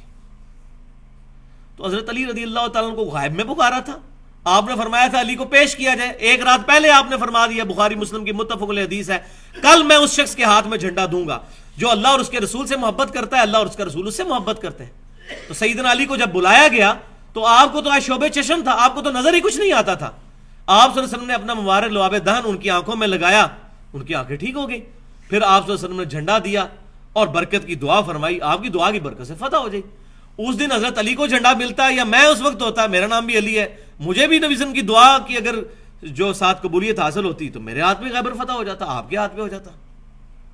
تو آپ صلی اللہ علیہ وسلم نے غیب میں نہیں ان کو پکارا. ورنہ غزوہ خیبر پہ اللہ کے شیر سیدنا حمزہ کو کیوں نہیں حضور نے پکارا، جو غزوہ احد میں 3 ہجری میں شہید ہو چکے تھے؟ المدد یا امیر حمزہ. کہیں کوئی ضعیف روایت دکھا دیں، چلے صحیح تو چھوڑ دیں، ضعیف روایت دکھا دیں. المدد یا شہدائے احد، المدد یا شہدائے بدر، کہیں حضور نے پکارا ہو؟ تو یہ بالکل نان سینس بات ہے ان چیزوں کو پیش کرنا. اور پھر اس کا کلائمیکس جو ہے وہ سورۃ المائدہ کی آیت نمبر 2 ہے، وَتَعَامَنُوا الْبِرِّ وَالتَّقْوَى وَلَا تَعَامَنُوا عَلَى الْإِثْمِ وَالْعُدْوَانِ. نیکی اور پرہیزگاری کے کاموں میں ایک دوسرے کی مدد کرو اور برائی اور گناہوں کے کاموں میں کسی کی مدد نہ کرو. اب یہ اللہ خود حکم دے رہا ہے کہ ایک دوسرے کی مدد کرو. یہ غائب میں پکارنا نہیں ہے، یہ ظاہری اسباب کے طور پر ہے. اسی طریقے سے عیسیٰ علیہ السلام نے بھی اپنے حواریوں سے کہا، من انصاری اللہ، کون ہے جو اللہ کے لیے میری مدد کرے؟ قال الحواریون نحن انصار اللہ. حواریوں نے کہا کہ ہم نبی صلی آپ کے ساتھ اللہ تعالیٰ کے دین کے مددگار ہوتے ہیں. تو وہ سامنے موجود تھے. غائب میں پکارنا یہ شرک ہے مدد کے لیے. تو یہ دوسرا جو شبہ تھا وہ بھی الحمدللہ اس معاملے میں جو ہے وہ زائل ہو گیا. تو ظاہری اسباب جو ہیں وہ اللہ تعالیٰ نے حکم فرمایا. اللہ تعالیٰ نے ہماری پیاس کے بجھنے کا ذریعہ پانی کو بنایا ہے، بھوک مٹانے کا ذریعہ روٹی کو کھانے کو بنایا ہے. لیکن ہم کیا کہیں گے؟ المدد یا پانی، المدد یا روٹی، یہ کہیں گے. یہ اسباب ہیں، ان کے ذریعے دعا کو جو ہے وہ ان کے بارے میں حلال نہیں کیا جا سکتا. دعا بالکل ڈیفرنٹ چیز ہے. غائب میں مدد کے لیے کسی کو پکارنا، ایاک نستعین، قرآن پاک بالکل واضح ہے. جب وہ کہہ رہے ہیں ایاک نستعین تو قرآن کو نہیں پتا کہ پانی بھی سبب ہے مشکل کشائی کا، شہد بھی سبب ہے مشکل کشائی کا. لیکن وہ تمام چیزیں اللہ تعالیٰ کے اذن سے ظاہری اسباب ہیں. آج حضرت علی سامنے موجود ہوں، ہم ان سے مدد مانگیں گے، لیکن سیدنا علی تو اب دنیا سے جا چکے عالم برزخ میں، اب دنیا کے ساتھ ان کا کوئی رشتہ نہیں ہے. اب پکارا جائے گا تو خالصتاً شرک اور ناقابل معافی جرم، والعیاذ باللہ تعالی. تیسرا شبہ یہ بہت خطرناک ہے، جس کو پیش کر کے تو شرک کا اثبات کیا جاتا ہے اور اپنی طرف سے یہ بتایا جاتا ہے جی ہم تو یہ توحید بیان کر رہے ہیں، اصل توحید یہ ہے. اور وہ نبی صلی اللہ علیہ وسلم کے معجزات کا سہارا لیا جاتا ہے کہ دیکھیں جی کبھی کسی صحابی کو کوئی مسئلہ درپیش ہوتا تھا تو نبی صلی اللہ علیہ وسلم کے پاس جاتے تھے. بالکل اس کا کوئی انکاری ہے؟ آپ صلی اللہ علیہ وسلم سے جا کے دعا کروایا کرتے تھے، اپنی پرابلم آپ کے سامنے رکھتے تھے، آپ صلی اللہ علیہ وسلم کی دعا کی برکت سے ان کی مشکلیں حل ہو جایا کرتی تھی. لیکن آج آپ صلی اللہ علیہ وسلم کے ساتھ ہماری کمیونیکیشن نہیں ہو سکتی. مثال کے طور پر صحیح بخاری اور مسلم کی متفق علیہ حدیث ہے کہ بارش نہیں ہو رہی تھی تو صحابہ کرام نے جمعے میں خطبے کے دوران ایک صحابی نے عرض کیا، اللہ کے رسول صلی اللہ علیہ وسلم آپ اللہ کے حضور دعا کریں کہ اللہ تعالیٰ بارش نازل فرمائے. تو آپ صلی اللہ علیہ وسلم نے دعا کے لیے ہاتھ بلند کیے. ابھی ہاتھ نیچے ہی آئے تھے کہ زار و قطار بارش شروع ہو گئی, اور وہ بارش پورا ہفتہ جاری رہی, حتیٰ کہ اگلے جمعے کو وہی شخص دوبارہ کھڑا ہوا, یا رسول اللہ اب دعا فرمائیے کہ ہمارے گھروں پر بارش نہ ہو, سائڈ کے علاقوں پر بارش ہو, ہماری چھتیں ٹپکنے لگ پڑی. تو آپ صلی اللہ علیہ وسلم نے دعا فرمائی کہ اے اللہ ہمارے ان گھروں پر بارش نہ ہو, سائڈ کی گرد و نواح کی جو زمینیں ان پر بارش ہو. تو بالکل ٹھیک ہے. اسی طریقے سے بخاری اور مسلم کی متفق علیہ حدیث ہے, سیدنا ابو ہریرہ رضی اللہ تعالیٰ عنہ نے حضور صلی اللہ علیہ وسلم سے اپنے حافظے کی شکایت کی کہ میرا حافظہ کمزور ہے. تو آپ صلی اللہ علیہ وسلم نے یوں ہوا سے یوں مٹھی بھر کر ان کی چادر میں ڈالی اور فرمایا اس کو سینے سے لگا لو. وہ کہتے ہیں اس کے بعد میں کوئی حدیث نہیں بھولا. تو آپ صلی اللہ علیہ وسلم کا یہ معجزہ ظاہر ہوا. یہ تمام کی تمام چیزیں معجزے کے طور پر ظاہر ہوئی. لہذا انہی احادیث کی وجہ سے میں تحت الاسباب اور فوق الاسباب والی تقسیم کو نہیں مانتا. یہ امبیگوس ہے کہ جو چیزیں اسباب میں داخل ہیں وہ آپ کسی سے مانگ سکتے ہیں, اور جو اسباب میں داخل نہیں ہیں وہ نہیں مانگ سکتے. یہ بات بالکل غلط ہے, کیونکہ کسی سے حافظے کی دعا کروانا یہ اسباب میں داخل نہیں ہے. اسی طریقے سے بخاری اور مسلم کی متفق علیہ حدیث ہے کہ آپ صلی اللہ علیہ وسلم کی دعا کی برکت سے آپ کی مبارک انگلیوں سے پانی کے چشمے جاری ہوئے. صلح حدیبیہ کے موقع پر 1500 صحابہ نے وضو کیا, جانوروں کو بلایا اور سٹور بھی کر لیا. اور جابر بن عبداللہ کہتے ہیں اللہ کی قسم ہم 1,00,000 بھی ہوتے نا تو وہ پانی کفایت کر جاتا. اب مجھے بتائیں انگلیوں سے پانی کا جاری ہونا یہ تحت الاسباب تو نہیں ہے نا؟ اسباب میں تو یہ چیز نہیں ہوتی, یہ اسباب سے اوپر کی چیز ہے. اسباب میں تو انگلیوں سے زیادہ پسینہ نکل سکتا ہے یا خون نکل سکتا ہے. لہذا یہ تقسیم بھی غلط ہے, ما تحت الاسباب اور ما فوق الاسباب. مسئلہ ہے غائب میں مدد کے لیے نہیں پکار سکتے, چاہے اسباب میں داخل ہو یا اسباب میں داخل نہ ہو, غائب میں مدد کے لیے نہیں پکار سکتے. اسی طریقے سے بخاری اور مسلم کی متفق علیہ حدیث ہے کہ قیامت والے دن نبی صلی اللہ علیہ وسلم اپنے گناہگار امتیوں کی شفاعت فرمائیں گے. تو نبی صلی اللہ علیہ وسلم ہمارے سامنے ہوں گے, آپ صلی اللہ علیہ وسلم شفاعت فرمائیں گے, اس میں کوئی شک ہی نہیں ہے. لیکن غائب میں پکارنا نہیں ہے. یہ میدان محشر میں آپ صلی اللہ علیہ وسلم بھی ہوں گے, صحابہ کرام بھی ہوں گے, ہم بھی ہوں گے, سب لوگ ہوں گے. تو اس کا سہارا لے کر اور سیدنا عیسیٰ علیہ السلام کے معجزات کا سہارا لے کر کہا جاتا ہے جی غیر اللہ سے مدد مانگی جا رہی ہے. بھائیو غائب میں مدد کے لیے نہیں پکارا جا رہا. کسی حدیث سے کوئی ثابت کرے, صحیح حدیث ہے کہ نبی صلی اللہ علیہ وسلم نے کبھی کہا ہو المدد یا ابراہیم, المدد یا عیسیٰ, المدد یا موسیٰ, کبھی پکارا ہو؟ نیور, ہو ہی نہیں سکتا. تو یہ چیزیں آؤٹ آف کانٹیکسٹ پیش کی جاتی ہیں, اور اس میں پھر سہارا لیا جاتا ہے جی آپ جی حیات النبی کے عقیدے کو نہیں مانتے. ہم حیات النبی کے عقیدے کو مانتے ہیں, برزخی عقیدے کو. حیات النبی کا یہ مطلب نہیں ہے کہ نبی صلی اللہ علیہ وسلم کی قبر مبارک پہ جا کے آپ سے مانگنا شروع کر دیا جائے. اس سے بڑا تو گستاخی کوئی نہیں ہے. یہ جو میں نے حدیث بتائی صلح حدیبیہ کے موقع پر, اس کے علاوہ بھی کئی مواقع پر آپ صلی اللہ علیہ وسلم کی دعا کی برکت سے آپ صلی اللہ علیہ وسلم نے اپنی مبارک انگلیاں جب پیالے میں رکھی تو پانی کے چشمے جاری ہوئے. انہی راویوں میں سے ایک راوی سیدنا عمر بھی ہیں رضی اللہ تعالیٰ عنہ, امیر المؤمنین, خلیفہ ثانی. انہوں نے نبی صلی اللہ علیہ وسلم سے ایک سفر کے دوران, بخاری اور مسلم کی متفق علیہ حدیث ہے, ریکویسٹ کی یا رسول اللہ صلی اللہ علیہ وسلم پانی نہیں ہے تو آپ یہ تھوڑا سا پانی کٹورے میں ہے, آپ اس پہ دعا کی, فرمائیں برکت کی, اپنے مبارک ہاتھ اس میں رکھیں. ہاتھ رکھے تو پانی کے چشمے جاری ہو گئے. اب سیدنا عمر سے زیادہ کون جانتا ہے کہ آپ صلی اللہ علیہ وسلم کی مبارک انگلیوں سے معجزے کے طور پر پانی کے چشمے جاری ہوئے. خود دیکھے. اب یہی حضرت عمر نبی صلی اللہ علیہ وسلم کی وفات کے بعد کیا عقیدہ رکھ رہے ہیں. صحیح بخاری کتاب الاستسقاء 1010 نمبر حدیث انٹرنیشنل نمبرنگ کے مطابق, سیدنا عمر رضی اللہ تعالیٰ عنہ قحط سالی کے زمانے میں انس بن مالک کہتے ہیں کہ دعا کرتے ہیں اے اللہ جب تک تیرے نبی ہم میں موجود تھے صلی اللہ علیہ وسلم ہم ان کو تیری بارگاہ میں وسیلے کے طور پر پیش کرتے تھے دعا کے لیے. آپ صلی اللہ علیہ وسلم کی دعا کی برکت سے بارش نازل ہوتی تھی. اب آپ صلی اللہ علیہ وسلم کے بعد ہم آپ صلی اللہ علیہ وسلم کے چچا کو لے کر آئے ہیں, اور پھر سیدنا عباس بن عبد المطلب حضور صلی اللہ علیہ وسلم کے چچا دعا کرتے تو بارش برس پڑتی. معاذ اللہ استغفر اللہ, نبی صلی اللہ علیہ وسلم وفات کے بعد آپ کا مرتبہ کوئی کم ہو گیا تھا؟ نہیں. اصل میں سیدنا عمر نے یہ عقیدہ دیا کہ زندگی میں کسی سے جا کر دعا کروانا اور چیز ہے، اور وفات کے بعد اس کے ساتھ کمیونیکیشن کرنا اور چیز ہے. ورنہ نبی صلی اللہ علیہ وسلم کے ہوتے ہوئے عباس بن عبد المطلب کو لانے کی ضرورت ہی نہیں تھی. اور وہ سیدنا عمر جن تک حدیث بھی پہنچی ہوئی ہے، ایسا نہیں کہ ان کو حدیث ہی نہیں پتا کہ آپ صلی اللہ علیہ وسلم کی مبارک انگلیوں سے پانی کے چشمے جاری ہوتے ہیں، تو آپ کٹورا لے کر پہنچ جاتے ہیں نا وہاں پر کہ یا رسول اللہ صلی اللہ علیہ وسلم، دنیا میں بھی آپ صلی اللہ علیہ وسلم کی مبارک انگلیوں سے پانی کے چشمے جاری ہوئے، اپنا قبر مبارک سے ہاتھ باہر نکالیں اور اپنا ہاتھ مبارک اس کٹورے میں رکھ دیں تاکہ پانی کے چشمے جاری ہو جائے. نہیں ہوا ایسے، بالکل نہیں ہوا. تو اس سے صحابہ کرام نے ہمیں یہ عقیدہ دیا کہ وفات کے بعد برزخی حیات کو دنیاوی زندگی پر قیاس کرنا بہت بڑی بے وقوفی ہے، اور یہ انسان کو بسا اوقات شرک کے دائرے کے اندر لے جاتی ہے. گستاخی تو ہوگی، شرک کے دائرے میں بھی انسان پہنچ جائے گا. تو یہ 3 بڑے شبہات. اب چوتھا شبہ، اب جب سارے معاملات ختم ہو جاتے ہیں نا، پھر وہ نا، چونکہ قرآن حدیث میں تو دلائل نہیں ہے، پھر بزرگوں کے واقعات سنانے شروع کر دیتے ہیں. فلاں بزرگ کا واقعہ، انہوں نے یہ کر دیا، فلاں نے یہ کر دیا، فلاں نے وہ یہ کر دیا.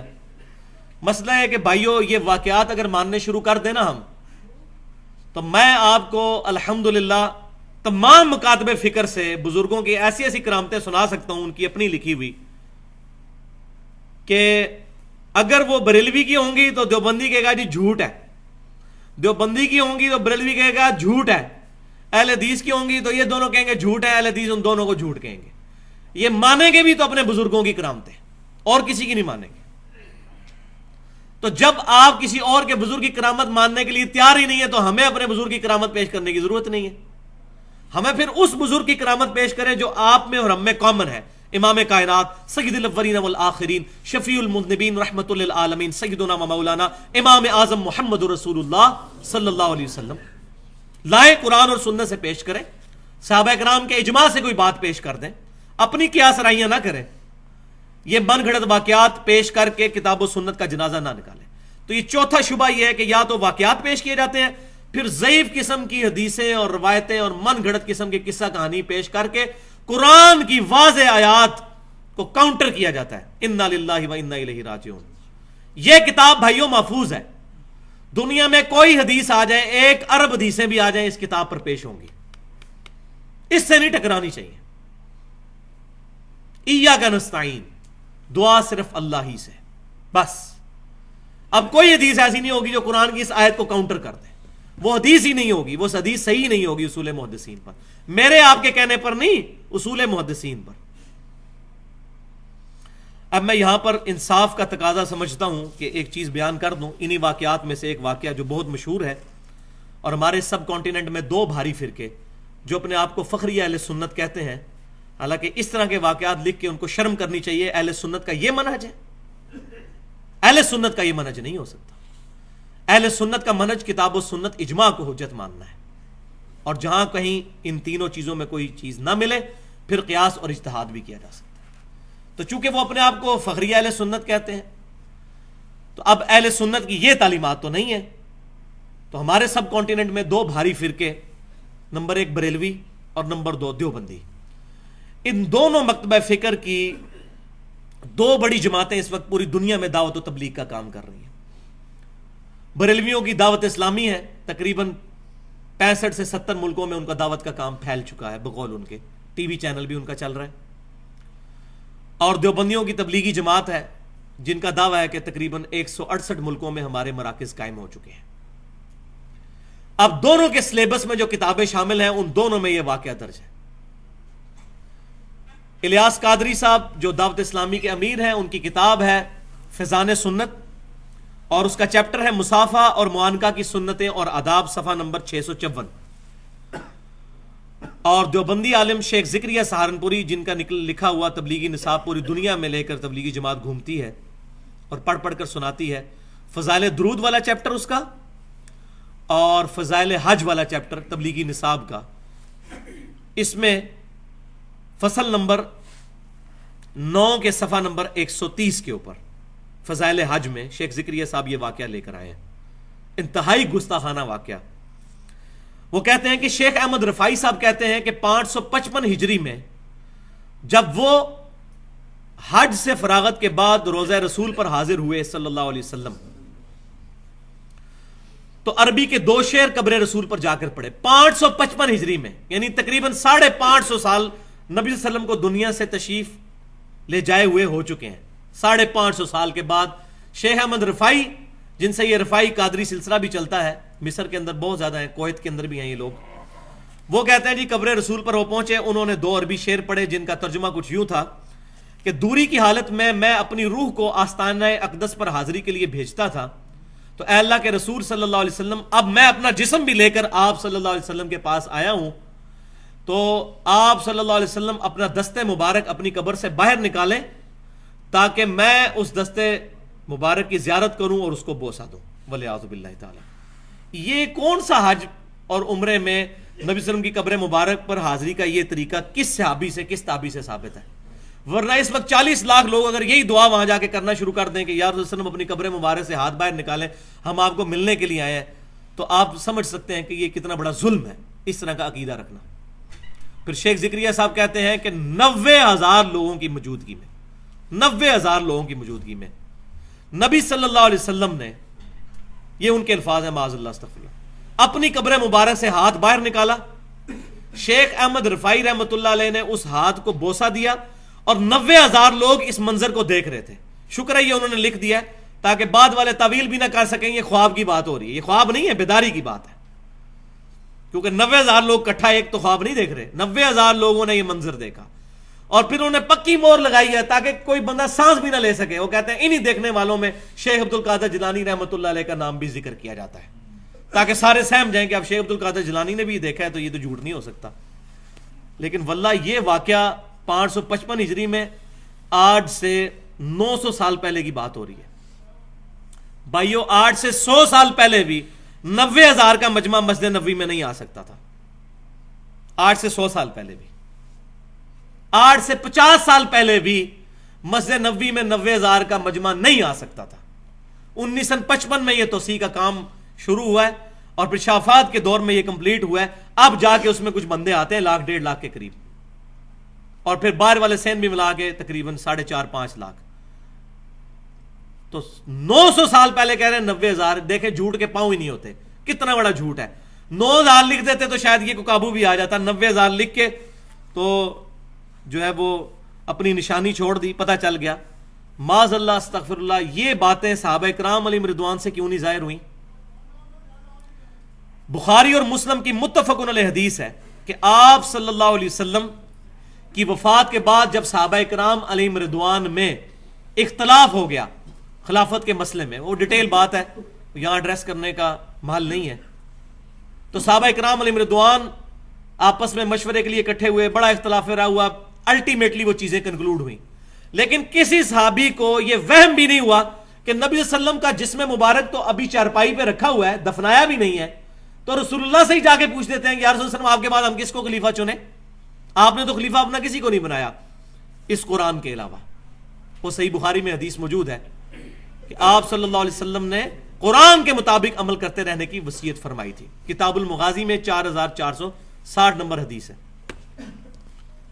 کیوں؟ صحابی کو کبھی یہ وہم بھی نہیں آنا تھا، ان کو پتا تھا کہ آپ صلی اللہ علیہ وسلم اب برزخی حیات کے ساتھ ہے، اس دنیا کی حیات کے ساتھ نہیں ہے۔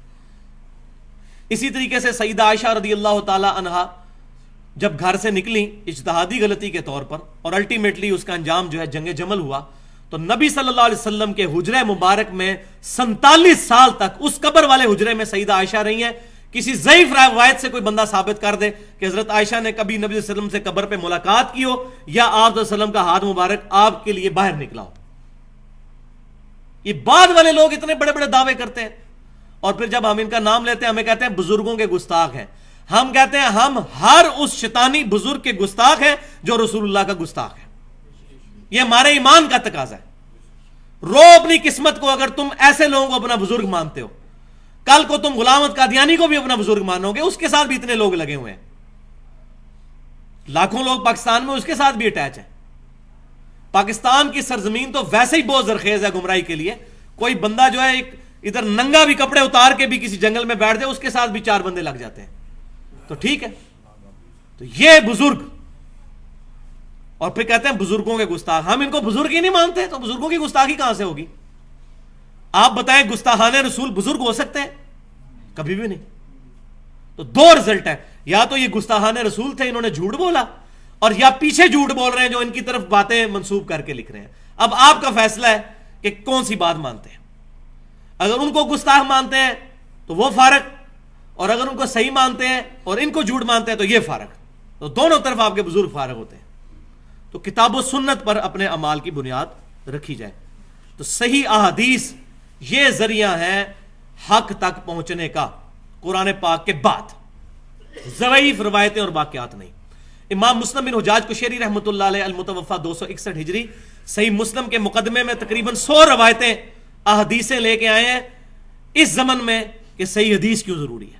پہلی حدیث یہی ہے، جس شخص نے میری طرف کوئی ایسی بات منسوب کی جو میں نے نہیں فرمائی وہ اپنا مقام دوزخ میں دیکھ لے. والعیاذ باللہ تعالی. پھر حدیث لے کر آئے کہ آخری زمانے میں ایسے لوگ پیدا ہوں گے جو تم سے ایسی ایسی حدیثیں بیان کریں گے جو تمہارے آباء و اجداد نے نہیں سنی ہوں گی. ان سے بچنا کہیں تمہیں فتنے میں مبتلا نہ کر دیں. اور یہ امام مسلم کہہ رہے ہیں کہ وہ آخری زمانہ میرا ہے، اسی لیے تو میں نے صحیح حدیثیں جمع کرنے کا ارادہ کیا. اب کسی کے آباء و اجداد ہے ہی ان پڑھ جاہل گزرے، نہ ان کو قرآن کا پتہ نہ ان کو حدیث کا پتہ، اور ان کو کوئی قرآن سے آیت بتائی جائے تو وہ کہیں گے یہ کہ ہم تو نئی نئی باتیں سن رہے ہیں، تو وہ تو جاہل ہے. یہ اہل علم کی بات ہو رہی ہے. واقعی ایسی حدیثیں پھر بیان کرتے ہیں، نہ بخاری میں ہوتی ہیں، نہ مسلم میں ہوتی ہیں، نہ ترمذی میں، نہ ابو داؤد میں، نہ نسائی میں، نہ ابن ماجہ میں، نہ الموطا امام مالک میں، نہ مسند امام احمد میں. ان 8 کتابوں میں تو حدیثیں نہیں ہوتی ہیں. اور دور دراز کی کتابوں میں جن کا شاہ ولی اللہ دہلوی رحمۃ اللہ علیہ نے حجت اللہ البالغہ میں بڑی ڈیٹیل کے ساتھ رد کیا ہے کہ ان کتابوں کا اور ان صحیح احادیث کی کتابوں کا زمین و آسمان کا فرق ہے. تو صحیح حدیث کے اوپر بنیاد رکھنی ہوگی. اب صحیح احادیث کے حوالے سے میں 3 مثالیں پیش کرنا یہاں ضروری سمجھتا ہوں تاکہ ہمیں مسئلہ بالکل کلیئر ہو جائے. پہلی مثال مسند امام احمد سے کہ امام کائنات صلی اللہ علیہ وسلم کے پاس ایک صحابی حاضر ہوئے. انہوں نے کہہ دیا یا رسول اللہ ما شاء اللہ و شئت، اے اللہ کے رسول جو اللہ چاہے اور جو آپ چاہیں.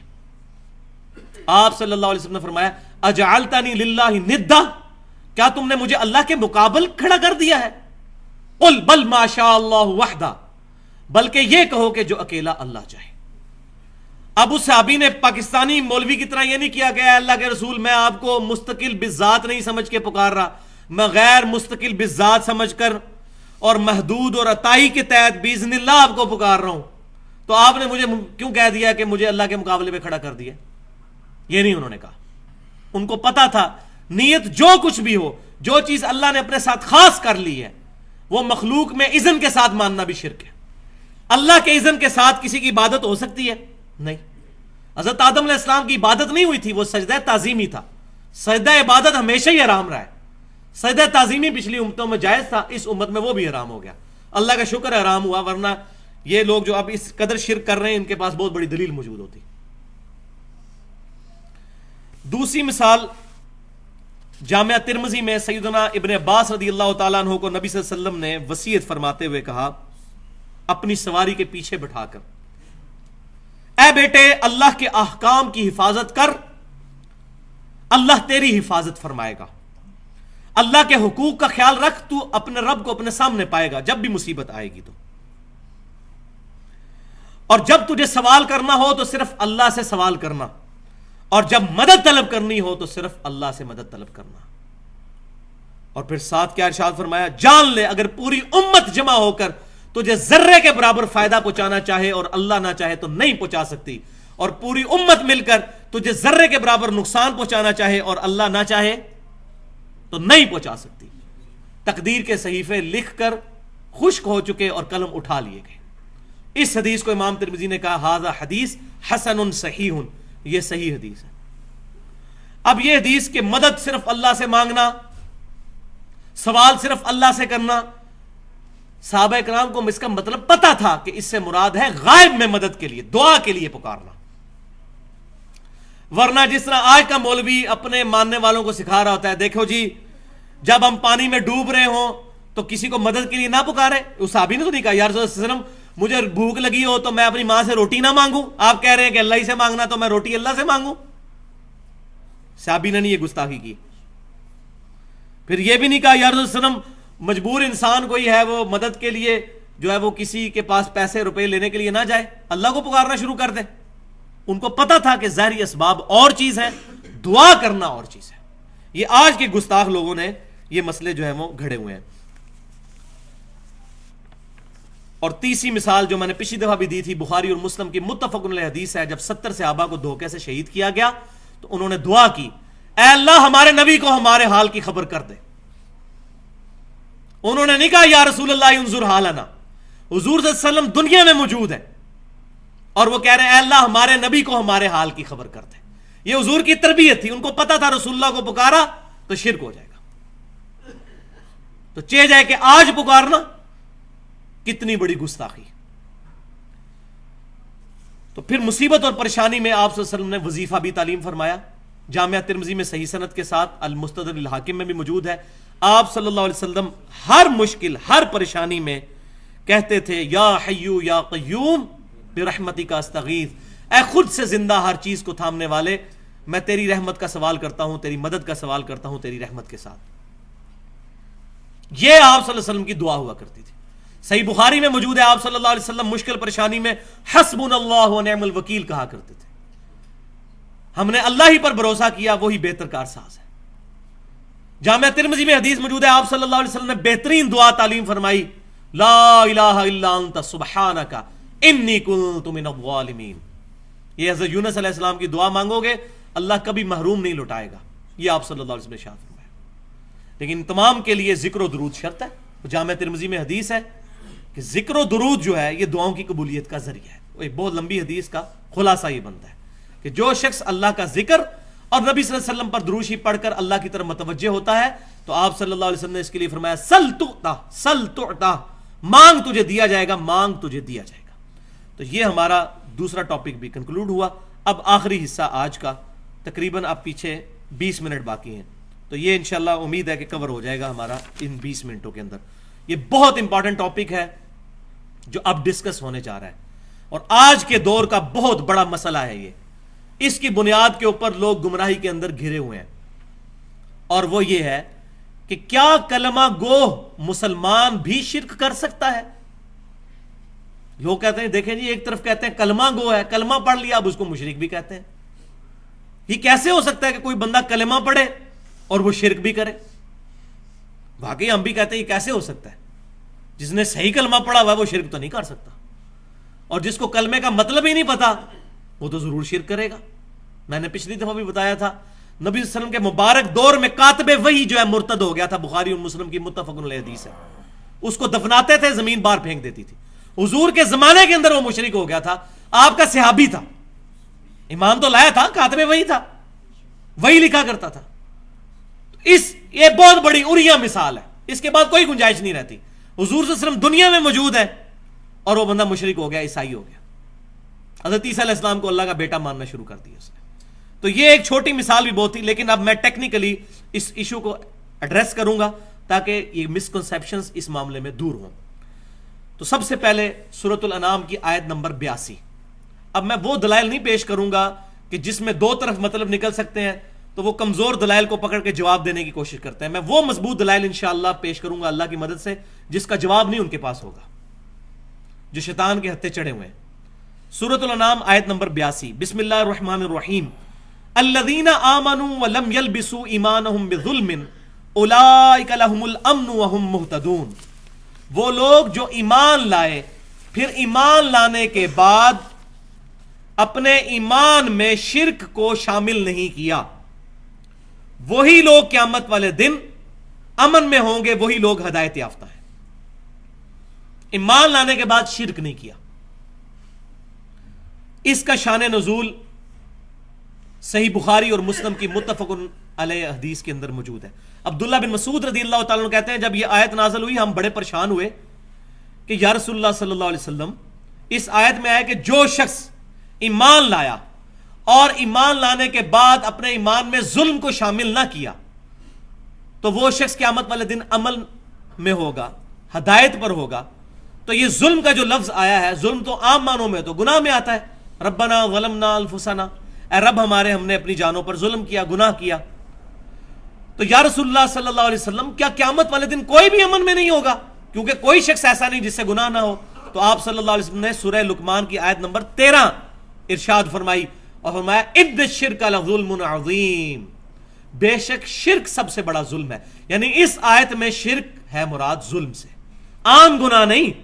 جو شرک کرے گا ایمان لانے کے بعد, ایسے شخص کو پھر امن نہیں ملے گا.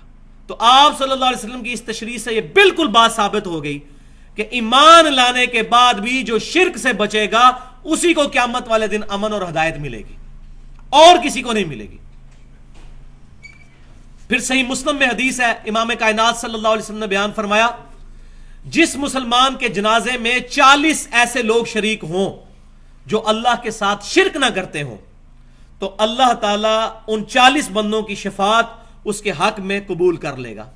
یعنی وہ جب جنازہ پڑھیں گے اللہ تعالیٰ ان کی مغفرت کر دے گا اس بندے کی, اگر 40 ایسے بندے ہوں جو شرک نہ کرتے ہوں. تو بھائیو, اگر شرک ختم ہو چکا ہے تو نبی صلی اللہ علیہ وسلم کو یہ بات کہنے کی ضرورت ہی نہیں ہے. وہ جس حدیث سے یہ سہارا لیتے ہیں نا, وہ حدیث میں اینڈ پہ میں بیان کروں گا اور اس کا مفہوم بھی بیان کروں گا, اس حدیث کا مطلب کیا ہے. ابھی صرف یہ دلائل سنتے جائیں. تو جو بندہ جنازہ پڑھنے کے لیے آتا ہے, مسلمان ہی جنازہ پڑھتا ہے, اور تو کوئی جنازہ پڑھنے کے لیے نہیں آتا.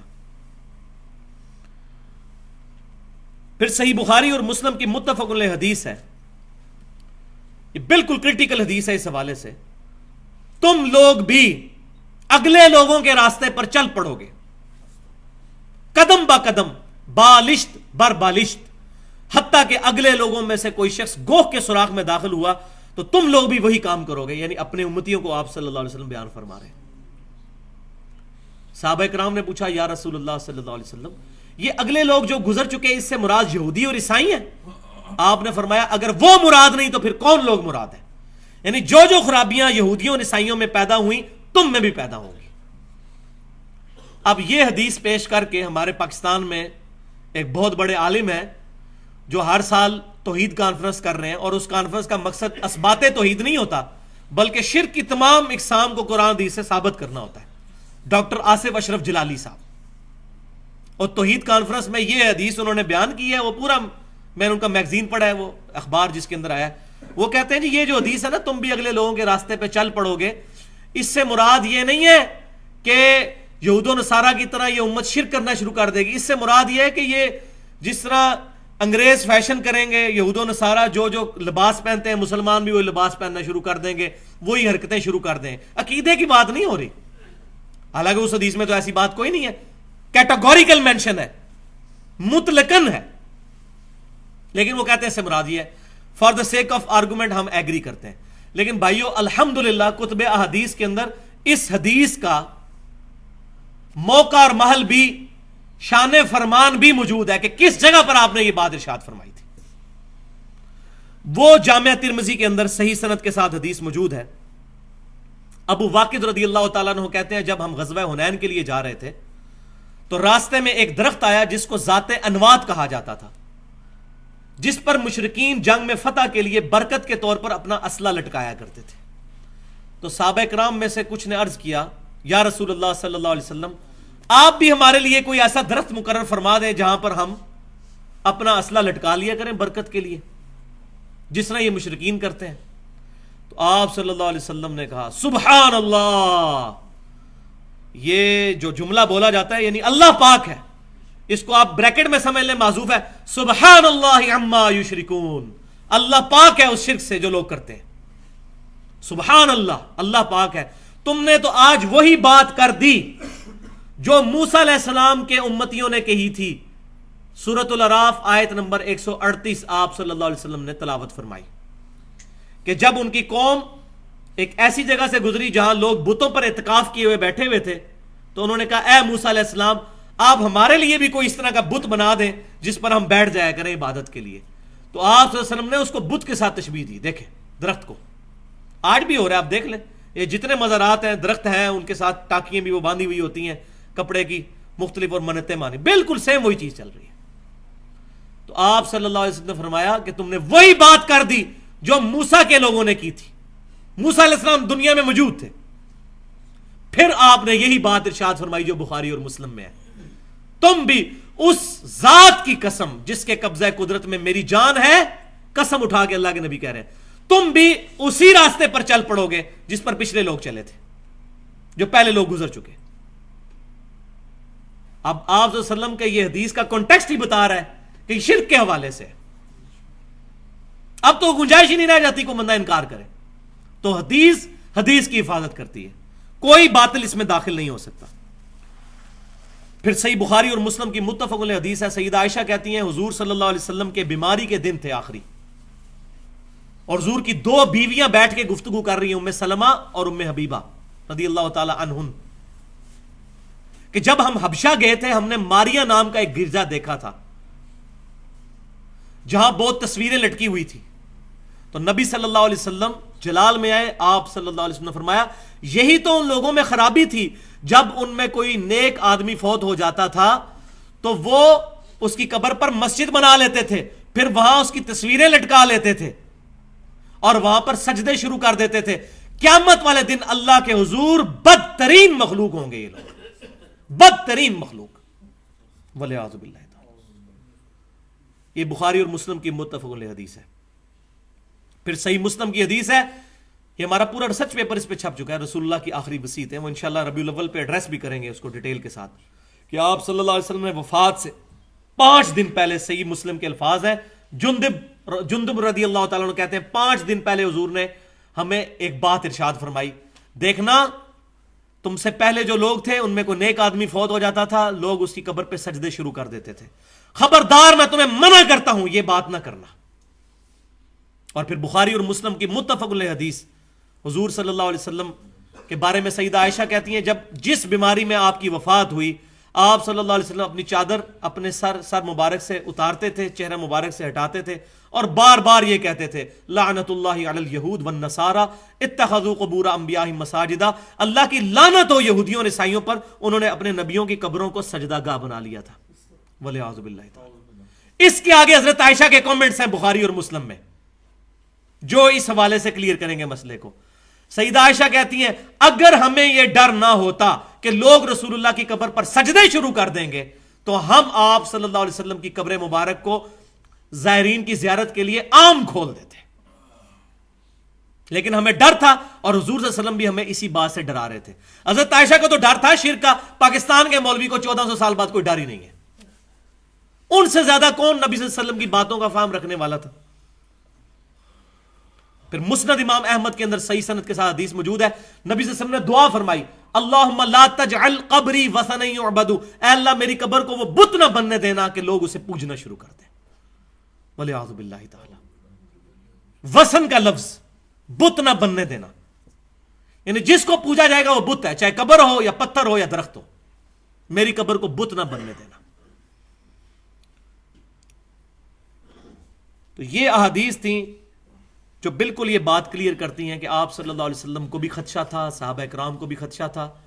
پھر صحیح بخاری کے اندر نبی صلی اللہ علیہ وسلم کا یہ فرمان بھی موجود ہے, دیکھنا میری شان کو اس طرح بلند نہ کرنا جس طرح عیسائیوں نے, نصارہ نے اپنے نبی کی شان کو بلند کر دیا تھا, میں اللہ کا بندہ اور اس کا رسول ہوں, مجھے اللہ کا بندہ اور اس کا رسول ہی کہنا. آپ صلی اللہ علیہ وسلم کو کیوں ٹینشن تھی, وہ آج پتہ چل رہا ہے ہمیں, جب ہمیں مسجد سے سننے کو ملتا ہے نور من نور اللہ, اللہ کے نور میں سے نکلا ہوا نور, اور اللہ کہہ رہا ہے لم یلد ولم یولد, اللہ میں سے نہ کوئی نکلا نہ اللہ کسی میں سے نکلا.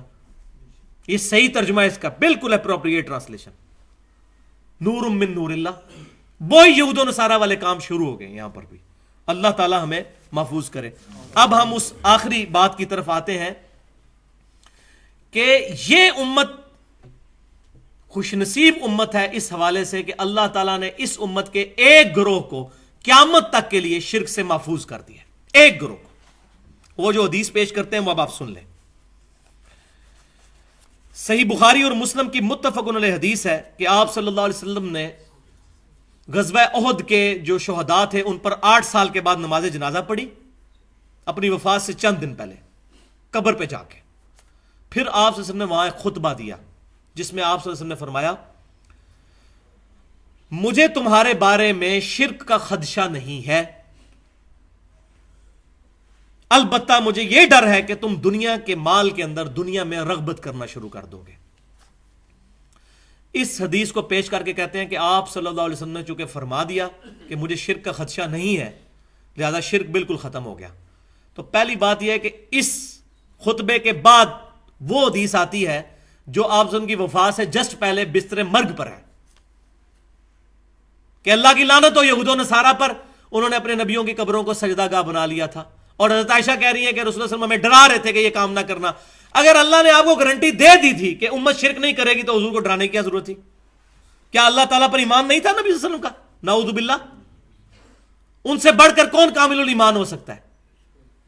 وہ مطلب جو لیا گیا اس حدیث سے وہ یہ نہیں ہے. یہ آپ اس حدیث کو غور سے سنیں کہ مجھے تم سے خدشہ نہیں شرک کا. یہ پرٹیکولر خطاب ہے اس گروہ کے ساتھ جو گروہ قیامت تک شرک سے محفوظ رہے گا.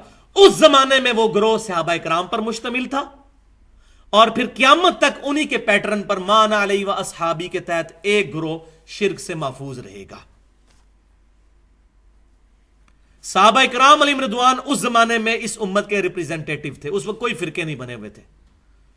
پھر انہی کے پیٹرن پر ایک گروہ قیامت تک حق پر قائم رہے گا. اور یہ میں بات اپنی طرف سے نہیں کر رہا, یہ بخاری اور مسلم کی متفق علیہ حدیث ہے کہ آپ صلی اللہ علیہ وسلم نے فرمایا میری امت کا ایک گروہ قیامت تک حق پر قائم رہے گا, کوئی نقصان پہنچانے والا ان کو نقصان نہیں پہنچا سکے گا, وہ غالب رہیں گے علمی دلائل کے اوپر, ویسے نہیں علمی دلائل کے اوپر, حتیٰ کہ قیامت آ جائے گی. ایک گروہ, اس ایک گروہ کے بارے میں بشارت ہے وہ شرک نہیں کرے گا.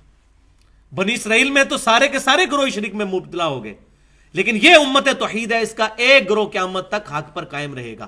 اور یہی جو حدیث بخاری اور مسلم کی ہے, اس کا بھی آپ شان ارشاد اگر پڑھ لیں سنن ابی داؤد کے اندر, اس کے اندر موجود ہے پوری حدیث, ترمذی میں بھی ابو داؤد میں بھی, کہ نبی صلی اللہ علیہ وسلم نے فرمایا قیامت اس وقت تک قائم نہیں ہوگی جب تک میری امت میں سے کچھ قبائل مشرکین میں سے نہ جا ملے اور دوبارہ سے بتوں کی پوجا نہ شروع کر دیں. یہ واضح الفاظ. پھر آپ ساتھ ہی فرما رہے ہیں بتوں کی پوجا شروع ہو جائے گی, اور میرے بعد 30 جھوٹے دجال پیدا ہوں گے جن میں سے ہر شخص یہ دعویٰ کرے گا میں اللہ کا نبی ہوں, حالانکہ انا خاتم النبیین لا نبی بعدی, میں خاتم النبیین ہوں, میرے بعد کوئی نبی نہیں. اور پھر آپ نے فرمایا اس کے بعد کہ میری امت کا ایک گروہ قیامت تک حق پر قائم رہے گا, کوئی نقصان پہنچانے والا اس کو نقصان نہیں پہنچا سکے گا.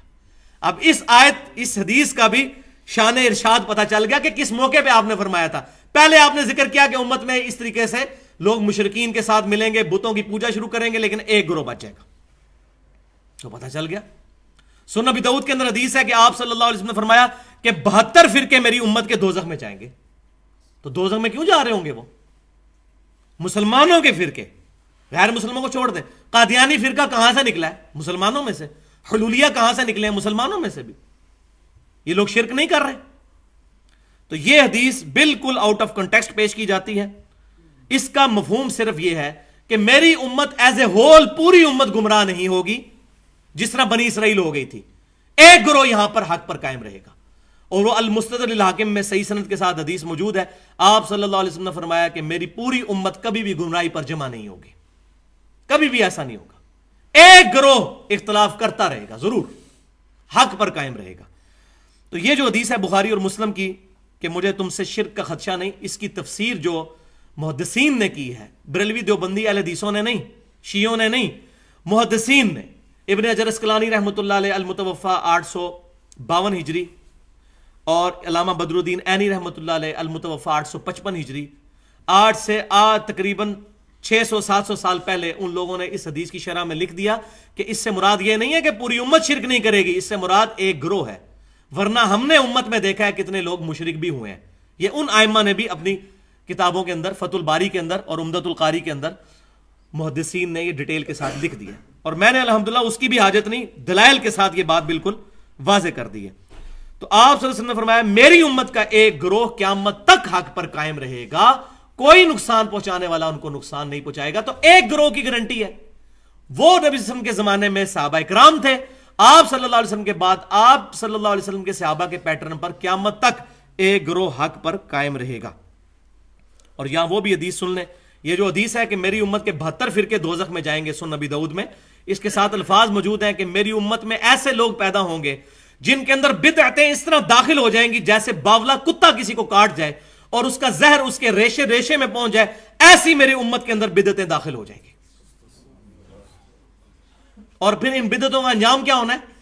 وہ بخاری اور مسلم کی متفق علیہ حدیث ہے، قیامت والے دن میرے حوض کوثر پہ کچھ لوگ لائے جائیں گے جن کو میں پہچانتا ہوں گا. کیوں؟ کہ مسلمانوں کے اعضائے وضو چمک رہے ہوں گے قیامت والے دن، قادیانیوں کے بھی چمک رہے ہوں گے. وہ تو پورے صراط پہ فیصلہ ہوگا نا کہ کون واقعی مسلمان ہے اور کون نام کا مسلمان ہے. قادیانی بھی اپنے آپ کو مسلمان ہی سمجھتے ہیں نا. تو میں اعضائے وضو کے چمکنے کی وجہ سے ان کو پہچان لوں گا. تو میرے حوض کوثر پہ جب وہ لوگ لائے جائیں گے، میں ان کو حوض کوثر سے جام پلانے لگوں گا تو ان کے اور میرے درمیان ایک دیوار کھڑی کر دی جائے گی. وَلِعَاذُ بِاللَّهِ تعالی. میں کہوں گا اللہ یہ میرے امتی ہیں، یہ میرے ساتھی ہیں.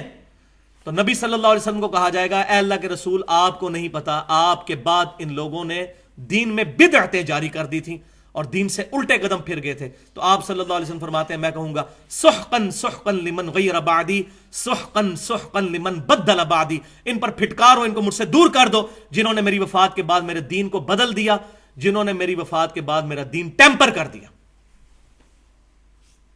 ان کو مجھ سے دور کر دو، کوئی شفاعت نہیں ہوگی ان لوگوں کی. تو یہ جو کہتے ہیں جی اب شرک تو امتی کر ہی نہیں سکتا، کتنے مسلمانوں کے گروہ ہیں اس وقت جن کو سارے مشرک کہتے ہیں. ایران کے اندر ایک گروہ ہے نصیریہ فرقہ جو سیدنا علی کے لیے الوہیت کا عقیدہ رکھتا ہے، حضرت علی کو اللہ مانتا ہے. پوری دنیا کے شیعہ اس کو کافر کہتے ہیں، اس گروہ کو. اہل سنت بھی کافر کہتے ہیں. حلولیہ کا گروہ کہ اللہ تعالیٰ بندے میں حلول کر جاتا ہے، پینتھیزم کا عقیدہ، یہ بھی کفری عقیدہ، شرکی عقیدہ. اس طرح کے کئی عقیدے ہو گزرے ہیں مسلمانوں میں، ایسے گروہ ہو گزرے ہیں. اور آج پاکستان کی سرزمین جو ہے وہ خاص طور پر اس معاملے میں بہت زرخیز ہے. یہاں پر گمراہی کے اعتبار سے یہاں کتنے لوگ موجود ہیں جو غیر اللہ کو دعا کے لیے پکارتے ہیں. اللہ تعالیٰ سے دعا ہے کہ ہمیں کتاب و سنت کی تعلیمات پر عمل کرنے کی توفیق عطا فرمائے اور شیطان کے یہ جو اوچھے ہتھ کنڈے ہیں ان سے محفوظ فرمائے. ہر مصیبت ہر پریشانی میں صرف اپنے رب کو پکارنے کی توفیق عطا فرمائے. یا حیو یا قیوم برحمتک استغیث. جو بات میں نے کی حق بات اللہ تعالیٰ ہمارے دلوں میں راسخ فرمائے. اگر میری منہ سے کوئی ایسی بات نکلی ہو جو کتاب و سنت اور اجماع کے خلاف ہے، ہمارے دلوں سے اللہ تعالیٰ محو کر دے. سبحانک اللہم و بحمدک اشہد ان لا الہ الا انت استغفرک و اتوب الیک وما علینا الا البلاغ المبین.